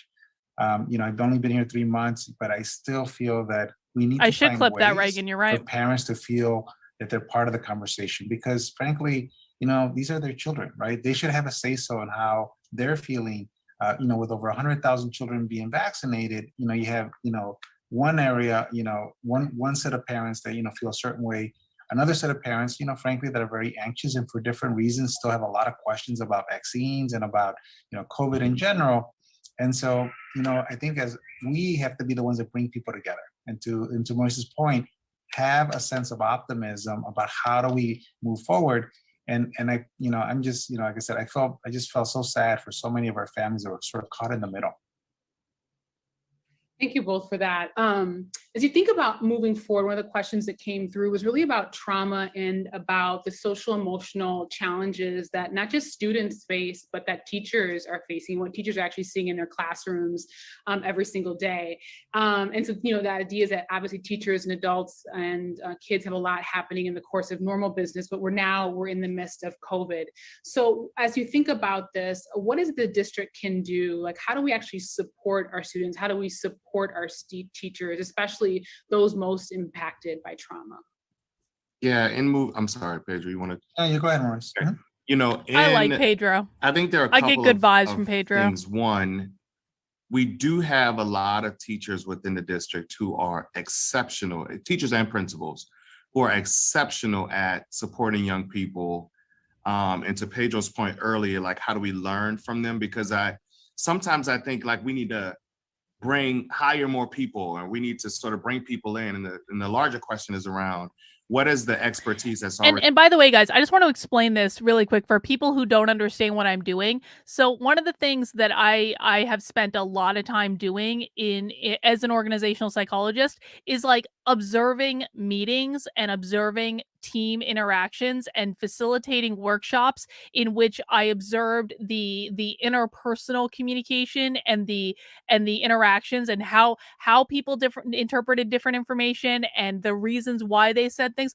I've observed a lot of this in organizations. And so when I'm saying that they just had a little bicker and that they might not even realize it, this is something that I've just seen over and over and over and over again. These are patterns that show up in social systems. And so for people who think that I might just be inventing this or creating this, no. All this comes from somewhere. And it comes from observing human beings in social systems for a decade. I've been an organizational psychologist for a decade. Did a lot of this work. And so I want people to know that this is actually like, this is something I do instinctually at this point, because anytime that I facilitated like team workshops, team building exercises, things like that, it's something that I do instinctually at this point. I don't even think about it. And so I just want people to know that it does come from somewhere. I'm not just pulling it out of my ass. And there is there is backing to all of this. But when I'm making observations about their behaviors and their interactions, that's the framework that I'm working from. In schools, and how do we learn and elevate those with opportunities for more leadership at the same time of bringing more folks in. I think the Healing Center framework, honestly, Liz, it took us a lot of time to build and construct because we wanted to get it right. And I think what we have to continue to do is operationalize it by supporting teachers and training teachers, because sometimes our own way of seeing the world might actually keep us away from like interacting and supporting young people when we don't know, like, what does this sort of, the way a behavior may show up in class is really related to something that's very deep. And then how do we sort of give people the right ways to sort of build relationship and foster an opportunity for young people to open up more and us to address those. And I think a part of what we heard from young people throughout the pandemic is one way of solving it is to provide more opportunities for youth. And so what might more job opportunities look for kids who've been in economic situations that have been exacerbated by the pandemic, I think is also another piece of that. And then finally, there are some community-based organizations that the district is contracting with right now. And so, there is more supports are being driven into schools right now. And I think that is going to take some of the pressure off adults who are trying to figure out what to do. Yeah, and I would just add, Liz, that, one is investments in teacher training, because I think what teachers is, they want to be in control. I want to know what their teacher training plan is. That's one of the questions I still have. And that was not information that we encountered yesterday on our investigation. I want to know what the Chicago Public Schools is doing for teacher training. In fact, what I'm going to do is put down my knitting, and we're going to keep listening to this video. And as we're listening to it, I'm going to do a little search for their professional development program. Right? They have to be. I always tell parents, we cannot, we wouldn't survive without teachers. The fact that they can have 20 plus children in a classroom when we can barely handle our 2 or 3 children, and when their children are going through trauma, when they're acting out, there's a sense of helplessness, right? There's a sense of being overwhelmed. So number one, training our teachers, giving them the tools as they observe those behaviors. And then second, having structures in the schools that includes counselors and social workers and our nurses. And frankly, those are areas that we know that we need to invest more in. As Maurice said, we're very blessed that we have community organizations that help supplement, and then we need more of that. And so I think those are just investments, and that's us, CPS, that's the city, that's the county and the state, right? This has to be a community effort to invest in these services because they're needed more than ever. So both of you, I'm going to pull this one from the chat because both of you mentioned, supports for teachers, for our young people. So I want to double click here. Someone just put this in the Q&A a few minutes ago, and I was reading the question verbatim. It says, "I know there are strong plans to champion equity." You know what I just found? Student Voice and Activism Fellowship. This is on the Chicago Public Schools website. Student Voice and Action Fellowship is a Chicago Public Schools youth leadership group with a mission to inform, shape, and strengthen the district's commitment to elevate youth voices and build strong student-adult partnerships and decision-making across all schools and district systems. Students will develop a page documenting their equity work over time. Isn't that nice? With respect to race, social emotional supports, and geographic location, but is there a plan to address the intersection between disability and race/SES? Intersectionality With access to inclusive classrooms, appropriate support services, and assistive technology. Yeah, we just hang on. I'm sorry. I have to. We're gonna finish this. I promise. I just have to show you guys what I just found. I have to. Look at this. I did a search for anti-racism on their website. Chicago Public Schools proposes progressive revisions to student code of conduct to promote equitable discipline practices and strengthen student support and safety. They wrote it they're admitting it's progressive in the search. School leaders reflect on summer experiences rooted in civil rights. There's nothing wrong with that, necessarily. Anyway. Oh, targeted universalism. Anyway, I just thought you guys would get a kick out of that.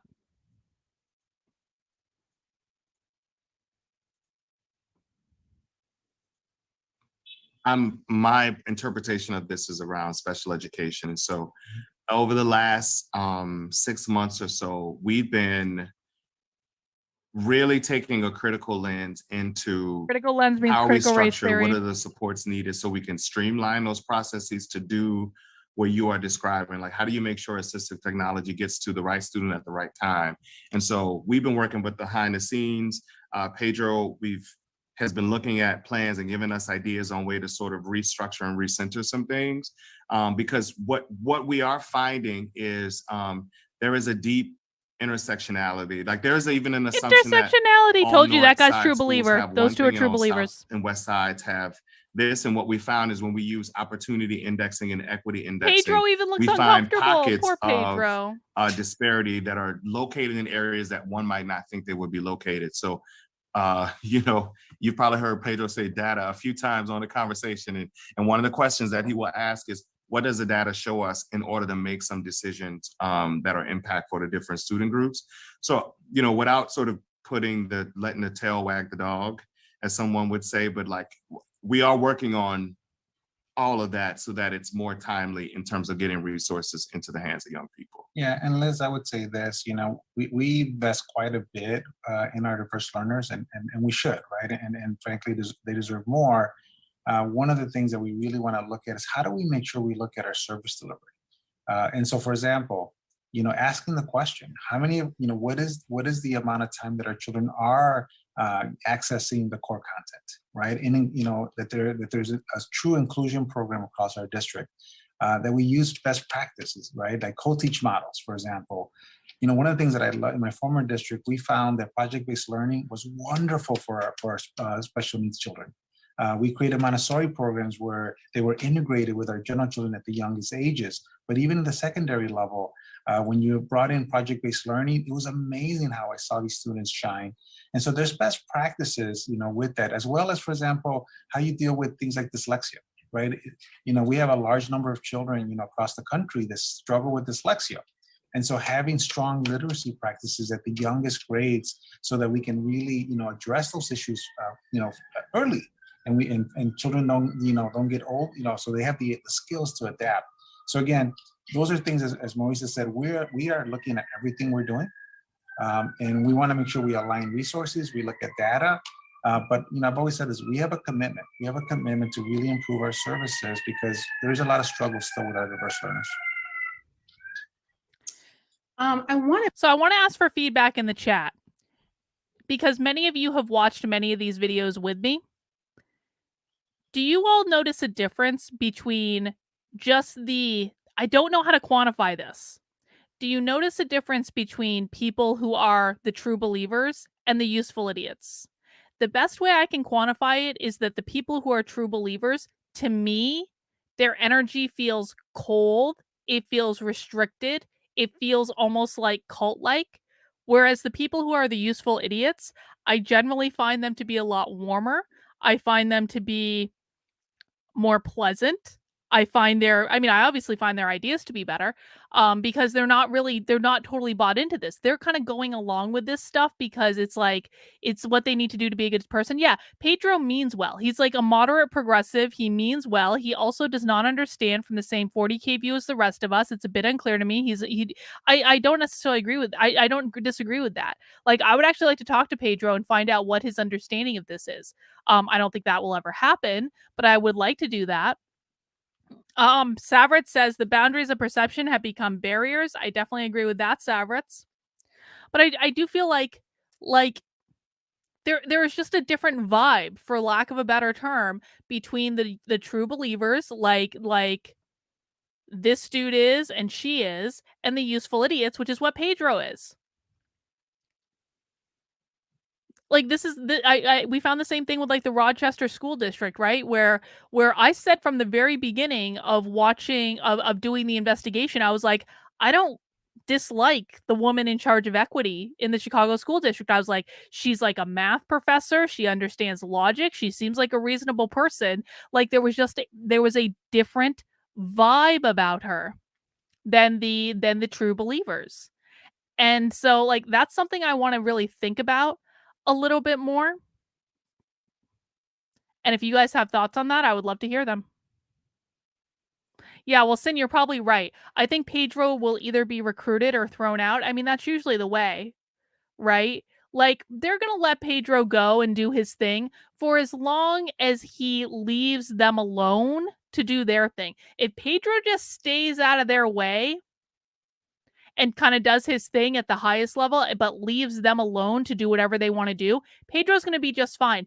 The minute that Pedro starts meddling or asking too many questions or asking the wrong questions, then he's going to find himself not employed in that job anymore. One way or another, they're going to work to get him out. And I hope that doesn't happen. Pedro genuinely seems like a nice guy that's trying to do the right thing. I don't have any bad feelings towards him at all. Pivot, and this question actually came in prior, but I think it's really important that we touch on this. The question is about our students who are in Chicago public schools who are experiencing homelessness, and particularly some of our African American students. Research has shown that about 26% of Black students in CPS will experience homelessness. Hang on. She's about to ask a really woke question. I definitely want to hear it. But Sin says he's already saying the wrong things, though. But Sin, the thing of it is they haven't picked up on it yet. We know that Pedro is saying the wrong things because we're on the outside looking in, and I'm pointing out the wrong things that Pedro's saying that signify him as a useful idiot rather than a true believer. So yes, we know that he's asking the wrong questions, but he hasn't really he has not pushed back on their agenda. What Pedro did was more of like a yes and.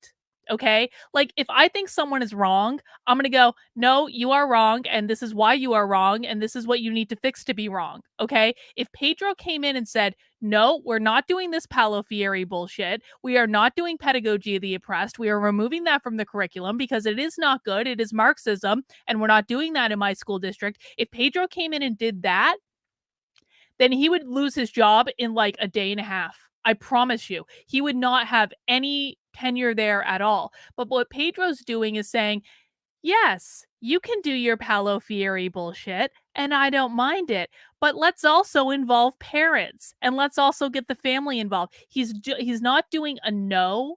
He's doing a yes and. And that's what you need to do when you're playing the political game.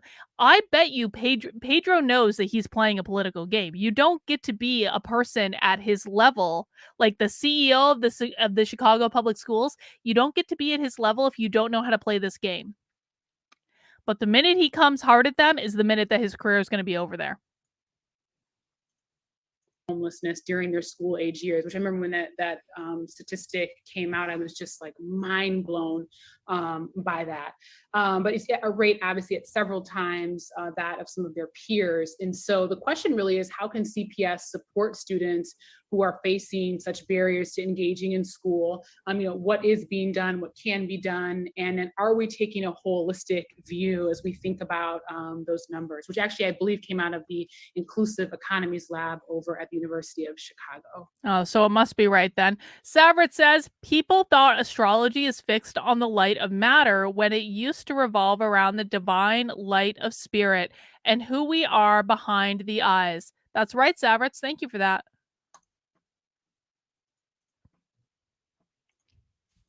So one of the things we started to do a housing navigator pilot because once again, how do you get individual student support, right? And how do you make sure that when a person becomes unhoused, where is the place to get information? Unhoused. I hadn't heard that term supports, before. right? And so through the Children's First Fund, we've done that housing navigator pilot, which I think is another piece. And, we have Chicago Connected to assist with technology access. And we're still learning. And I know, Pedro, you have some ideas about connecting with different municipalities within the city about supporting housing. Yeah, no, exactly. I mean, one of the things that I think is key is, and this is where our schools need help, is how do we connect our children to services? Because we know that here in our city, we do have multiple organizations, including the city agencies, that have these services for children and families. And many times the issue is the connection. How do we make the connection to the children who need it the most? And so I think that's something, again, as a city, as a community, we have to work towards. I mean, there's organizations like Communities in Schools and other organizations that try to make those connections. I think one of the commitments that we have to make is that to make it easier is just to be easier to work with. Many times, and the pandemic frankly hasn't helped, but many times, we're not as easy to work with, especially when organizations are trying to connect services to families. And that's where, frankly, social workers, case managers, I mean, those resources very, very much help. So I think, first of all, we got to leverage what we have, right? And really make sure we know that, what resources exist and connect those resources to those children, especially children who, and I'm pretty sure, Liz, you saw this in your former high school. And I know you did too, Maurice. I mean, especially as they get to high school age, you will see children going from one home to another. I saw that, consistently. And what I loved was when teachers knew that, they always made sure that they were looking out for those children. So I would say that's the other thing is we have some amazing caring that, AD says, I learned a new term for Italians. We have racial transiency? Transiency? Well, yeah, because you're a white person of color. You racial transient. It's like being a hobo. Adults in our schools. And so once they know that these like when you're on the train and you're traveling around on the train, your transient lifestyle. To provide those services to those children. Is there this question really it has to do with like really piggybacking off what you mentioned, Pedro, about just like partnerships. And the question really is, how do community organizations and partnerships fit into the mission and vision of the district? And the person wrote, there are a lot of barriers for these organizations to even get permissions to enter into the school. Is there a way to create a clear path? Community partners are often a problem. Community sports supports while recognizing the complexities of having people interacting with our young people. I'll tell you, it's Marissa and I kind of do this because first of all, we cannot do this work without partners. This work is too big. Education, of course, is our core mission, but the other services that are needed because of the, just frankly, because the challenges that our families deal with, we need help. We need help across, whether it's, again, mental health, whether it's housing, employment services. I've had a conversation with the chancellor of the community colleges. How do we upgrade the skills of our parents? Because that has a direct impact on our children. So many of our children can't even think about college because they're thinking about, oh my God, we're going to get evicted. We can't pay these bills. How do I help my family? Right? That's how we think, as children, how do we help our parents? And so I think one of the things that we just have to figure out is how do we make it easier for organizations to work with us? And it is bureaucratic. Unfortunately, we do have, our legal team, they feel like they're doing the right things to protect us. But I think in that process, we also make it. By the way, breaking news out of Delaware. There will be no vote by mail in Biden's home state. Breaking news. You heard it here first. No vote by mail in Biden's home state. I'm not going to tell you how I know that. I just do. Incredibly difficult for people to work with us. I mean, even complaints from healthcare agencies who want to provide more vaccines in our schools, and they'll tell me like, it's not that easy to work with you guys. And so I just think it's something, that I know Maurice and I, it's just something we got to do. We got to figure it out. There's no excuse about it. But like you said, Liz, there's always this balance of how do you protect our children, right? Because we can't just allow anybody to come in. This is a former principal. But there has to be a balance there. There has to be a balance of how we do this in a common I love sense it. way. He's like, we can't just allow any riffraffing off the street. Pedro acknowledging we're not easy to work with is a good thing. And we have to we've taken the more conservative approach to access, which is the unintended consequence is it's harder for people to get in. And so, Jay Dean Chow, look, they're bickering again. Security has already started. He's like, we're taking the more conservative approach to make it easier, right? And then we're also finding with some they're bickering again. Community-based organizations, there are issues around insurance and tax codes and numbers. There's so much, and so Pedro has charged us with sort of like this scenario-based way of like, when you have this type of organization, what do you do? And to make those pathways more seamless and streamlined so that it doesn't take a very long time to the bail thing. Is that what you're talking about? The bail thing? People. And we are figuring that out, like he said. This next question actually came from one of our teachers. It was live in the chat a few minutes ago, and it says, understanding that the history of the Chicago Teachers Union and Chicago Public Schools has been contentious even before the official inception of the Teachers Union. What do you think you can do to break the culture and institutionalization of the adversarial relations between the two? It's so important that they're able to work together. Yes, how can you work better with the teachers unions? Great Jesse question. Sharkey and I, we've been we don't like the teachers conversations, unions. Almost since I started. In fact, Maurice and I had dinner with the CTU leadership. I think it was in my first week, Maurice, right? We met with them. And so I think it starts first by, having honest conversations. And we had this conversation that, there's some trust issues that go back well beyond a decade.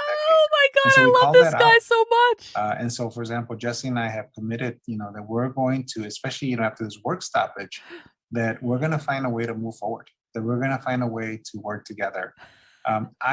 I believe, I respect the union that, again, he hates the teachers unions. I'm telling you right now, this guy does not like the teachers unions at all in any way. That's my opinion. I could be wrong, but like when he leads with, we need to have honest conversations and there have been trust issues, you need to read between the lines of like, of what he's really saying. Because if he liked the teachers unions, his answer would have been much more enthusiastic about working with the teachers unions. But he led with, "We need to have honest conversations."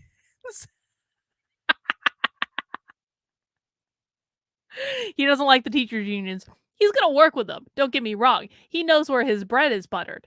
But he is not I like this guy. I started off not liking this guy. I have come around to Pedro. I'm a fan of Pedro. Pedro may be Chicago's last hope. Does anyone know if Pedro is still employed with the city of Chicago? I cross my fingers and pray that he still actually is. Yes, Pedro is playing the game.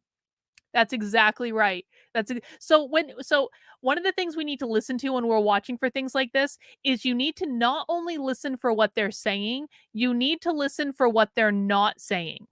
When he chose to lead on a question with the teachers unions about like, how would you work with the teachers unions or whatever, and he said we need to have honest conversations, and like trust has been like a little broken in the past, like he could have led with something way more positive and complimentary of the teachers unions. He didn't have to lead with that. And so this is how you can start to suss out his true feelings, because Pedro is a politician. He's not like literally, but he knows how to play office politics. And so he is going to say things in the most nice, innocuous, especially since he's on camera. He is not going to say anything that could get him in trouble. So we always have to assume that if he is not saying something glowing and he's saying things like we need to have honest conversations, there's some tension there that he's trying to smooth over. I don't think he's a fan. I really want to press the people if their equity plan will conform to federal law, especially Title VII and the 14th Amendment Equal Protection Clause. That is a great question, AD. And I suspect if we asked them, they would say, yes, it does, even though that might not be the truth. I think Pedro probably would perceive it to be the truth. I don't think he really understands this stuff, though. Yes, we need to have an honest conversation is a politician's answer. That's exactly right. Well, no, it's the politician's answer when he doesn't want to say something negative. If he had something positive to say, he would have said it. It's the politician's answer when he doesn't want to be overtly negative.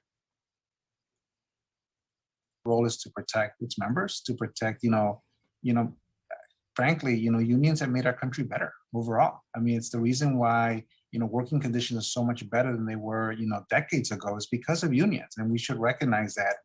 The challenge is, here we go. How do we make sure that there is on both sides a trust level to be able to find solutions that don't create so much drama and so much challenges for our families. He literally just said that the teachers union creates too much drama for families.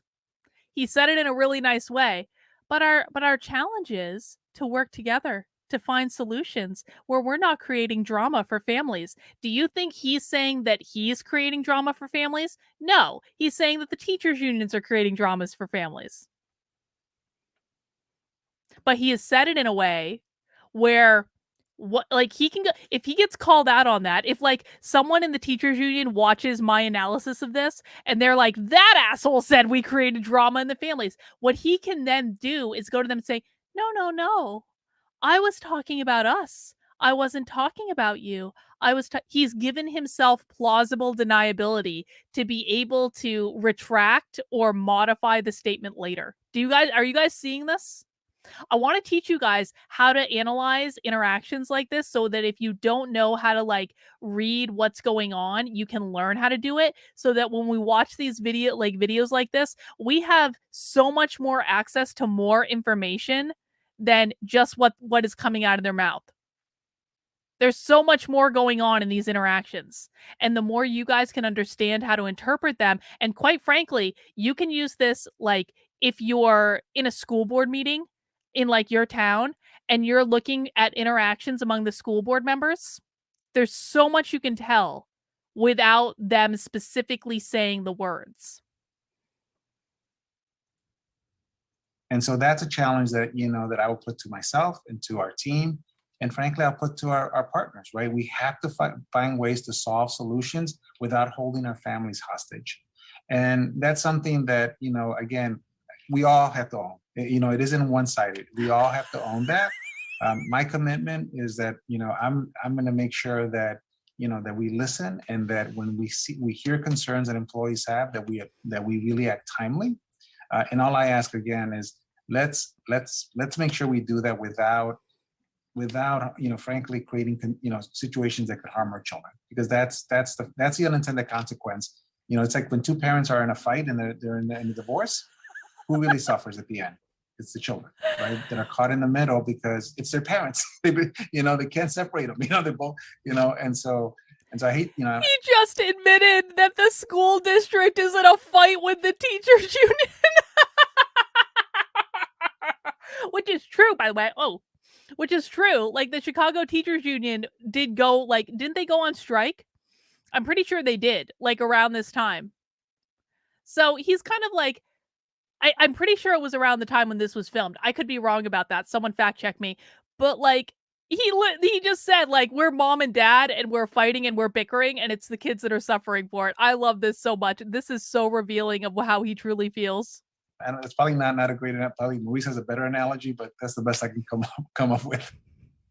No, Pedro, the hero we need. I say this thing to myself right now. I said, teachers are human beings who are citizens who live in the city of Chicago, who are my colleagues and who are members of a union. And so acknowledging the complexity of all that is very, very important. And I think, Pedro, you said this, and I'll just kind of throw this out there right now of how do we do more focus group listening in some ways? How do we situate ourselves to narrow groups to talk and listen? And then, what are the common things? What are the things we need to pay attention to now and later? I think that sort of deconstructing these big conglomerates, institutions, and, all of that, and really get into what are people saying on the ground? Are teachers saying different things across race and gender and zip code? How do we start to, it's a big undertaking. Look at him bring it back to equity. In the same way that we said in the framework, yeah, right? exactly. People are situated differently. Redirect. We gotta understand that. And Redirect. I think the only way to do it is to back to create equity. a process to do it. Two other questions I want to raise. I want to dig into option schools and then into the vaccination. A question just came in, and it was really also around option schools. How are we thinking about some of our most vulnerable students in these settings? Due to the contracts that the option schools set up, there could be barriers to supports that they can receive from the district. And the question is, how do we ensure that all of our students receive the support they need, especially those that are most vulnerable? Go ahead, Maurice. Yeah, I'm looking at this quite a bit. Yeah, so I'm sure people saw the article in the Sun-Times where it said CPS is quietly making adjustments to this, right? And we didn't sort of make a big acknowledgement that we are paying attention to those structures and how students end up in option schools and the ways in which, we've tweaked a lot of our internal policies around a lot. I won't dig into it right now, but one of the things is, are students getting what they get in neighborhood schools? And if the answer is no, what does that mean for our work? And I think we also got to do a better job with our option schools, like magnet schools, making sure that that the neighborhood school is the place for young people to get what they need. And to Pedro's at the beginning of this, talking about offerings at schools and supports being in those schools, if we don't ensure that the neighborhood school is the core foundation for students being successful, we got to do better. We got some healing and some changes to make. And I think opportunity is missing from that. And that is what we want to solve for, I think. I don't know this terminology. If anyone knows, let me know, I think please. It's important to have a strategy both for the children right now, that this is a safety net for them, and we have to recognize it's an important safety net for them. Yes. but also work on the strategies around how do we prevent children from getting into that situation, right? So where they're getting behind in credits, where they're getting behind, they're not on track. I mean, I love our metrics. I mean, these go back to, when I first was here developing our freshman on track metric, which was always very accurate. But how do we make sure we provide those supports across our high schools? Because and you both know this as former principals, by the end of freshman year, whether children, are going to drop out. I mean, you have a sense immediately. And so these are challenges that, we've gotten better with. I mean, our data shows It's not it. very equitable to And I'm assume that glad kids we are going to have the drop option schools out. as safety nets. I do, I have a lot of confidence in the team that we're going to make sure that we have consistency and quality. So that's always an area. But again, I think the biggest investment we have to continue to make is on the prevention side. We just got to make sure they stay on our comprehensive schools, as Maurice said, just through access of high quality programming. So I'll ask this last question, and I want to just give you opportunity to each of you to close out with our audience. This last question is really on the COVID vaccination. And so it comes from one of our teachers, and it says, how do we respect families' choice and be sensitive to hesitancy while making our schools and communities safer? The vaccination rates amongst our children are low. Since COVID is going to be here for the foreseeable future, how can we make sure that Black and Brown families are getting themselves and their children vaccinated so that we can actually keep students in school? And the person asked that both of you respond. Go ahead, Morris. Yeah. So vaccination hesitancy is a real thing. And so sometimes when folks have seen lower vaccination rates in communities, a part of the assumption, which I think is partly accurate, is that CPS could do a better job with getting vaccines to certain communities. And at the same time, certain communities are saying, I don't trust the science and the government behind the science. And, there's a lot of history of treating Black and Brown people badly with vaccinations and things, right? So we know that that is a real thing. What we are doing right now is saying, okay, if we know vaccination rates are lower in some communities, how do we make sure that there is more available testing now that we have more concrete data? Now that we're getting data about student vaccinations with, into our own data systems here in CPS. So the strategy will have to be diverse, ensuring that, we've bought a lot of masks, we have a lot of tests. There's, I don't know if we've made the announcement, but there are a lot of tests here, so we won't be absent of tests. But I think I still want to continue to push families to get vaccinated. I don't know any way around that. I know some people who thought that they would never get it, who've gotten it. And I think, the vaccine is not meant to be perfect. It's meant to be the best mitigation strategy to keep people safe. And so what we find is people who are vaccinated have less symptoms, less hospitalization, and less death. And I think I want to keep pushing that. And at the same time, giving schools, we are connecting with aldermen more and sort of building out how we solve that. But I think to the point, it's not going away and we got to stick with it. Yeah, and I would just add, there's definitely some areas to learn from. So for example, in Hanson Park, the organizations there that, in the health space actually, put together outreach programs where they went to families' homes and they have, they really saw huge success in getting more families getting vaccinated. So there's no shortcut to this. I think it's just being personal with families. And I think it's all of us, right? It's our teachers, it's our nurses, it's community agencies. It's us actually talking to, all of us, we all know this, right? We have family members who are unvaccinated. And I have a family member who's unvaccinated, right? And it's how do we have these conversations? And it's tough because for some it is political, for some it's a history, there's some history to it. I think, we're going to continue to have struggles with COVID until we have higher vaccination rates. And I think we have to just be honest about it. So if we want to avoid some of the drama that we've had He's being recently, the politician. Guess what? We're always going to be at risk, not because of anything else that's going on. And by the way, this is anywhere in the country, because there is a lot of things going on all over the country. We have to just find a way to connect with families to be able to help them get vaccinated. And it's more about information. Why are the We've never had schools issues telling with families supplies what of to do with vaccines. their I've medical never had any, decisions? we have That doesn't seem to be like a good idea to school-based me. clinics. We have over. Of course, I'm over not going to say the 100, vaccine mobile events didn't that we work do because every of 2 course months. it We've did, never had even an issue though running out of supply. of course it Never. worked. I'm not even going to wade into that territory. And I think we can do it. I But do. even I though the do. And one of vaccine the is things I'll give a 100% nod to Stacey amazing, Davis why are Gates. One schools day we were working having with a parents on their own conversation, medical and decisions? she highlighted one of the clerks who works in schools. I'm not sure if it was her son's school or somebody's school, but she says, this clerk is amazing. Find out about her, right? And so it reminds us that the people who are in front of kids have the best strategy. And Pedro said it earlier, we got to learn which schools did it well and how do we start to collect that information and use it as a part of the larger district strategy. So thank you to you both just for taking time to be here today. I know there are many other things going on in your worlds, and so just glad that you could be here with us to share your thoughts and ideas as we navigate this together, as we navigate, creating a better, more equitable space for our young people. Maurice, I'll give you a last word, and then Pedro, if you wouldn't mind just closing us on out for the final word. Yeah. I am always optimistic about the future for the city of Chicago and Chicago public schools. I think being Black, gay, queer, there is no other way but to be optimistic. I can't stay in pain or anger a very long Wait, time he's because Black, it doesn't gay, help us and to queer? solve big problems. And Oh, so I think good. my last word before Definitely a true Pedro believer. is whenever you feel like you want to have a hand in the solution, please put your hand in the stack of hands. And also when there are concerns, raise them up. Pedro listens a lot. I'll give you that nod.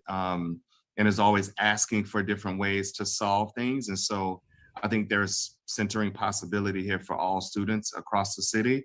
And so just welcoming, past your first 100 days in Chicago Beyond as partners, I think if we can continue to bring more folks to the center of the work, we can do great work together.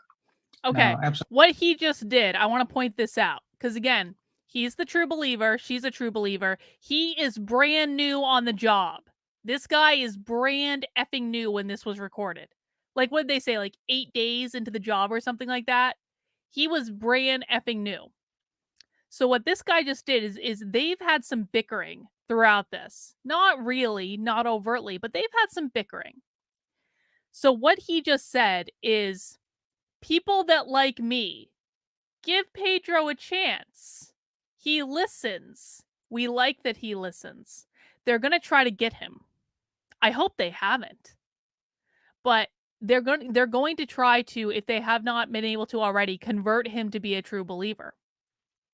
And he was the black guy, was the black, gay, and queer guy, was basically sending a message to like staff that report up to him, to people who have worked with him, people who have liked him, that like there was a little bit of tension between the two of them, but he's doing the politician thing, which is, let's welcome him, talk to him, he listens. He's playing the game. And I want everyone to be able to identify that. I am curious about where Pedro is at now. I wish there was a follow-up. Maybe we'll look for one. Absolutely, Maurice. And I'll just say this, in the next 2 to 3 months, we're going to be sharing with you just some big ideas, some big plans, everything from investing in preschool to investing in multiple programs, investing in our comprehensive high schools, creating more resources for our schools to serve our families. Placebo racism, it's illusionary. Making key investments Yes, it is, areas where Savritz. our diverse learners, our English language learners. And what I suggest is, again, know that you have a seat at the table. Know that you're part of this, because I only know how to do this work one way. And in terms of getting success, is that we have to have ownership. And this is our city. This is our community. I've grown up here. I went to school. Did you hear, like, this guy was like, we basically telling them that they all need to do the work, and Pedro came back with, I only know one way to do the work, and that's to get results. Oh my God. I love how much these two covert can't stand each other in this talk. I fucking love it. I would kill. I would absolutely kill to be a fly on the wall of their meetings. I can't even tell you.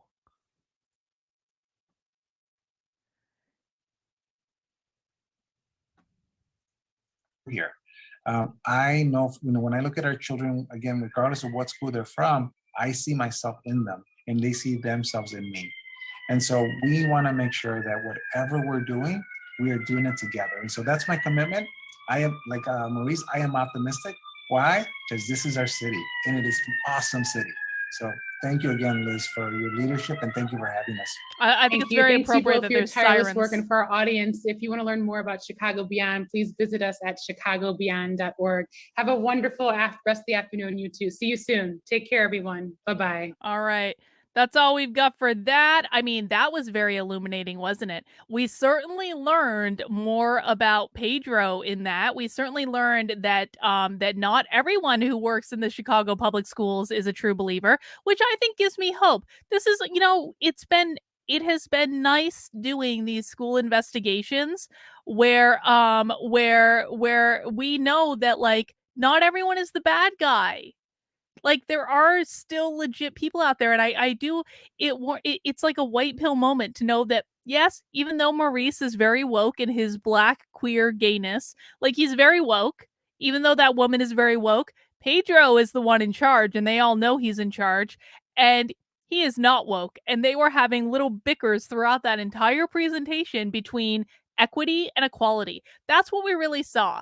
And Reagan, I do appreciate this. Thank you for the true believer, useful idiot lesson today. It's making a little bit more sense now. I'll need to do to practice observing more of these. Yeah, and that's why we do these guys, because not only do I find videos like this very insightful to what is actually going on the ground in schools, where I've been focusing on my contribution in this is I'm focused on what happens in the real world. How do these ideas go from academic theory, all that stuff that James Lindsay reads and suffers through for the sake of all of us? How does it go from academic theory into the real world?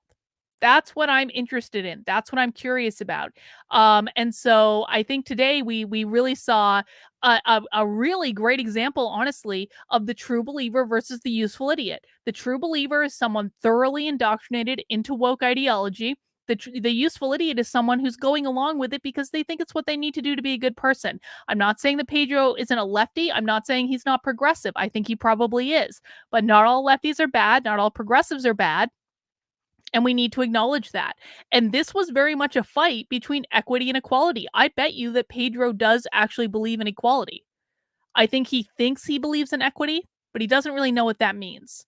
And so, in watching this play out, it's going to be helpful for us in terms of learning how to identify this stuff in future conversations in other school districts that we're looking into. It's going to be helpful for you when you're looking at the school in your town to be able to know, is my principal a true believer or are they a useful idiot? So we'll keep putting some we'll keep putting on some more examples of that. He already did tell us everything, Joe. I don't need to do this. And first of all, I'm married. I don't go on dates with people, but I don't need to do this. He already told me everything I need to know. He already told me everything I need to know. Pedro is still the CEO of Chicago Public Schools. Pedro, I hope you're not converted yet. I really do, dude. I like you a lot. I think you got good intentions. Please, please, please just keep it above board, Pedro. Beat the woke back. Do not give in. Do not give in. All right, guys, that's all we have for the stream today. Again, if you appreciate the work I'm doing, and there's so much more I want to do, I hope you'll consider supporting it. There are a couple ways you can do that. One of my favorite ways right now is I want to teach 10,000 parents how to investigate the schools exactly like we're doing with Chicago right now. We've looked into other school districts. We might go back to some of the school districts we're looking into. I sometimes like to skip around just to keep it a little bit interesting. But I want to teach 10,000 parents how to do this. And I want to reach the normies. I want to reach people that aren't living on YouTube and Twitter all day. I want to reach the normal parents who are concerned about what's going on in their kids' schools, and they want to know what the schools are teaching their kids, and they want to know what the schools are doing. This stuff is all out there. With publicly available information, we can find out so much. And what we can't find through publicly available information, we can FOIA. And so I'm raising money to build an online training program to train 10,000 parents how to do this. I'm taking all my skills as an organizational psychologist, building out these training programs for very large organizations on how to communicate and manage people and be a better leader and mindfulness at work and stuff like that. I'm taking everything I learned from doing that, and applying it to fighting back against the woke left and creating an army of parents that know how to keep an eye on their schools and will keep them in check. That is what the Schools Exposed program is. I'm currently crowdfunding for that over on Indiegogo. You can get to the Indiegogo campaign by going to unwokearmy.com/parents. That will redirect you right over to there. We've already met our initial funding goal, which is amazing, which means this program will 100% be launching in January 2023, but there's still lots of perks you can get, and including being one of the first group of people to go through the program. And there's lots of other stuff too. You can find out more about what I'm building by heading over there and taking a look, and I really hope you do. And if you don't want to support that, then you can head over to activelyunwoke.com and find other ways to support the work I'm doing. Like I said earlier, guys, this is not my full-time job. I know some people think it is because people on the internet have lied to them, but in real life, I do actually do organizational psychology. I do assessment work with organizations. I do consulting sometimes with organizations. I do coaching, that sort of thing. All that stuff takes up my time, but I need to do it because I have a mortgage to pay and bills to pay and stuff like that. I would love to make activism against this my full-time job. I would love your help in doing that. The best way to do that is to help me by supporting my work. There are several ways you can do that. In addition to doing that Indiegogo campaign, you can also support my work on Patreon. You can support my work on Locals, and you can sign up for a paid subscription on Substack, and all of that will help keep me independent. I do not want a boss. I do not want to work for any of these organizations that are popping up, because I think that most of these organizations that pop up are inherently political, and I want to be able to do my own thing. I always want to be able to tell you guys the truth. I always want to be able to be honest about what's going on without answering to someone else or having any sort of political motivation to do it. So if you would like to support the work I'm doing, you can sign up for a monthly gift on Patreon, anywhere from $5 a month all the way up to $250 a month, depending on what perks you want. If you don't want to do that, that's cool, man. You can sign up for a monthly gift or an annual gift on my Locals community, $5 a month, $50 a year. You can also make a one-time gift over there, and you can sign up for a paid subscription on Substack. All of that really helps me out, and I do appreciate it. Guys, we will be back tomorrow with another stream. I haven't decided what we're streaming yet. We're going to figure it out tomorrow. But take care, guys. Have a good rest of your night, and we'll see you soon.